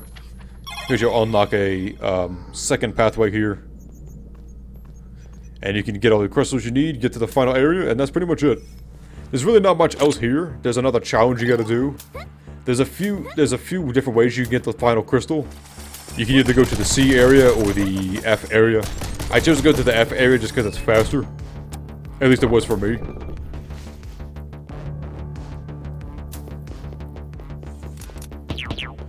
So, before you leave, you gotta make sure you take the thing and activate the elevator, otherwise you will be locked out. And that's almost what I did. I did that the first time I played, and I got very mad. Because actually what happened is I took the elevator, I took this little elevator here, activated, I activated the secret path, and then I took the crystals out, which means I couldn't get back in, and it was a problem. It pissed me off. I was mad at myself.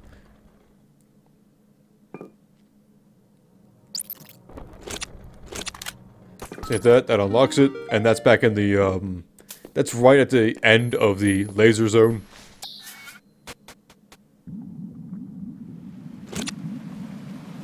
So it doesn't take too far to get back. Yeah, so the last 10 minutes is basically just backtracking, getting the final crystal, and then you're done. There's really not much else to it. There's no other final boss. And that's, yeah, that's on the 4 hours. Again, you could optimize this a lot more if you wanted to. This was just to showcase to do it in 4 hours.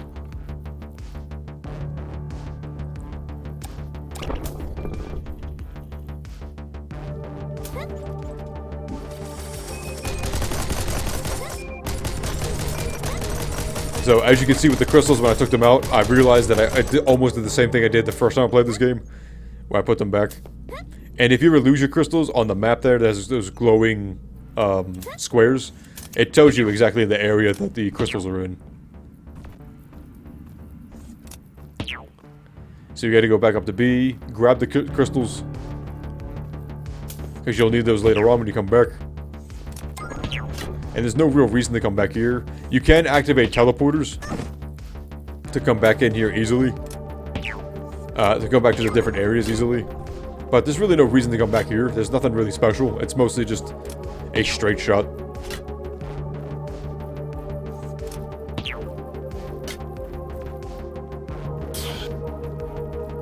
So just avoid the enemies as best you can. Take your time. Because at this point, like I said, there's 10 minutes left. There's really not much left to do.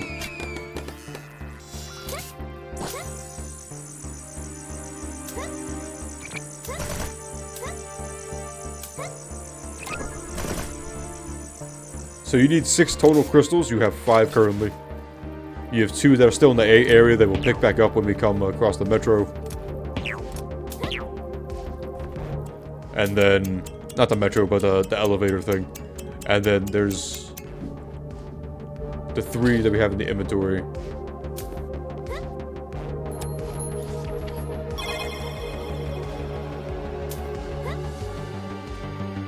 You need a total of 6. There's 1 you can get from the C area or the F area. Again, I chose the F area just because it was easier to me.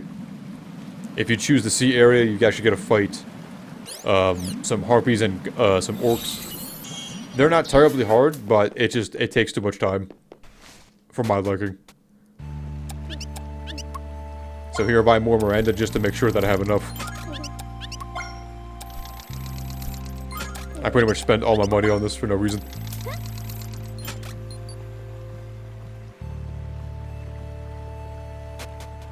So you come back out here, go to the left.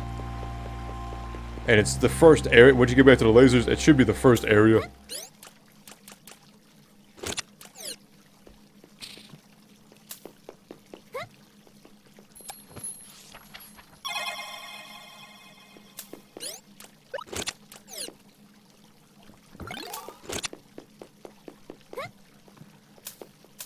The only reason I drank that was just to speed up. There was really no reason or rationale for it.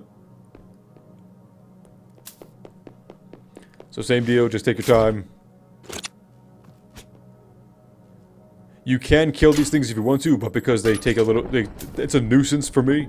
They just take a little bit of time. I often don't... I think I only kill 1, and that's because it's the really only way to do that when you're coming back. So this guy, there's really nothing you can do except for to kill him or to take the hit. And there's just no reason to take the hit.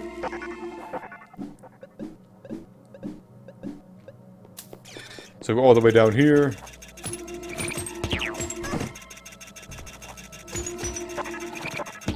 And it should be right here.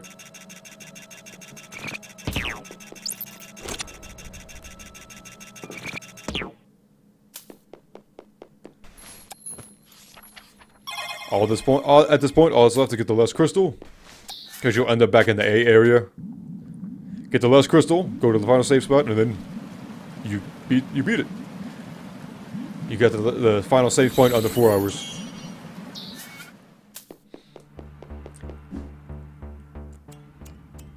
And again, this would go by a lot faster and a lot easier if you picked up some gems and stuff along the way. Again, I wouldn't go out of your way, but this is the easiest way to do it. The easiest way to do it would be to pick up the stuff along the way. That way you're not struggling like I am, where I'm constantly dying and constantly out of stamina.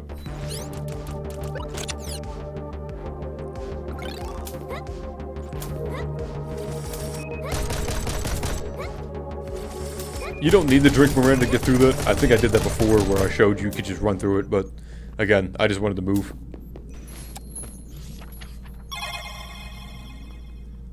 And I failed, so I had to reload it, which means all my Miranda was gone, which means I kind of wasted that. So, I tried the C area first. It didn't turn out well. I didn't like it. In terms of how fast it was going. So I went to the F area. Go all the way down.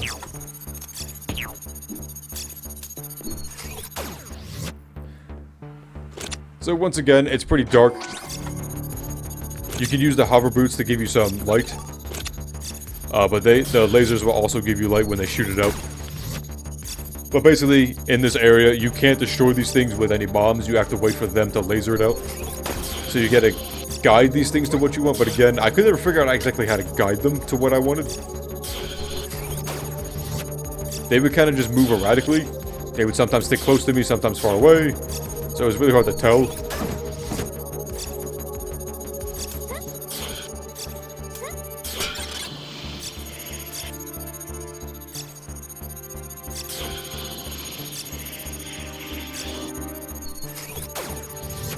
As you can tell, it gets kind of annoying when they're like just off.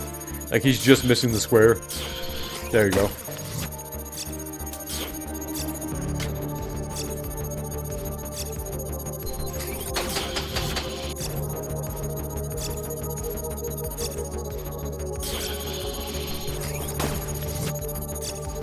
And at that point you can roll under it, at which point he's just going to laser through it anyway.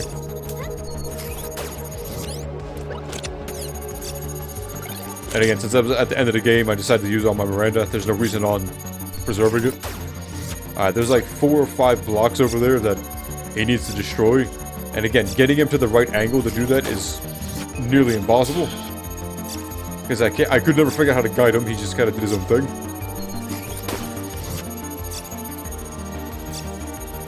I usually just stick close to the rocks and then got ready to roll.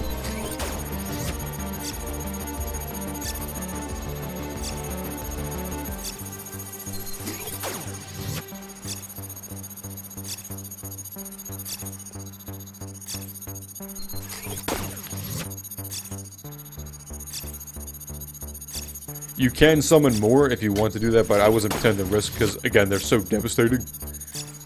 Their lasers do 15 damage, it just wasn't worth it.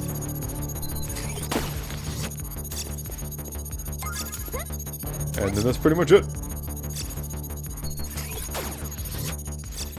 Use a spear to get up. Because he only got rid of the one, because you had to roll to get out of it, I had to put a spear at the very top and then roll. Usually, whenever I did this before, he would destroy most of those on his way over, but he didn't do that this time, so I was annoyed.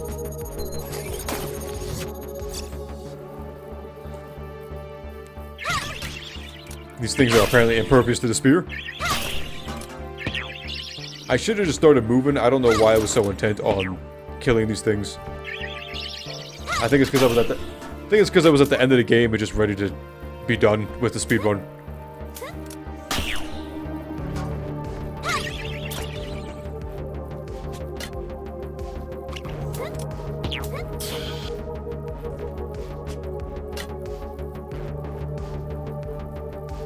Because those things hurt you when you touch them. I wanted to kill them, but that's why. Because I didn't trust it, and I was annoyed that I took the gambit. I knew what was gonna happen. I ran out of stamina and then started panicking, which only made things worse. Yeah, so I ran out of stamina, started dying, and I started panicking. Which was not a good thing. At a certain point, I just gave up and just got the crossbow, because for some reason, the spear wasn't hitting them.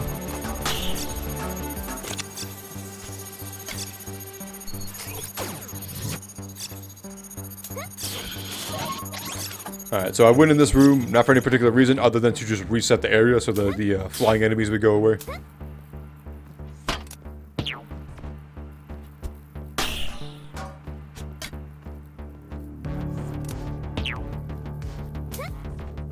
And at this point, I just jump straight up.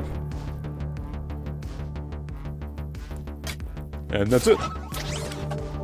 All that's left is to pick up all your crystals, go down to the last save, and that's it.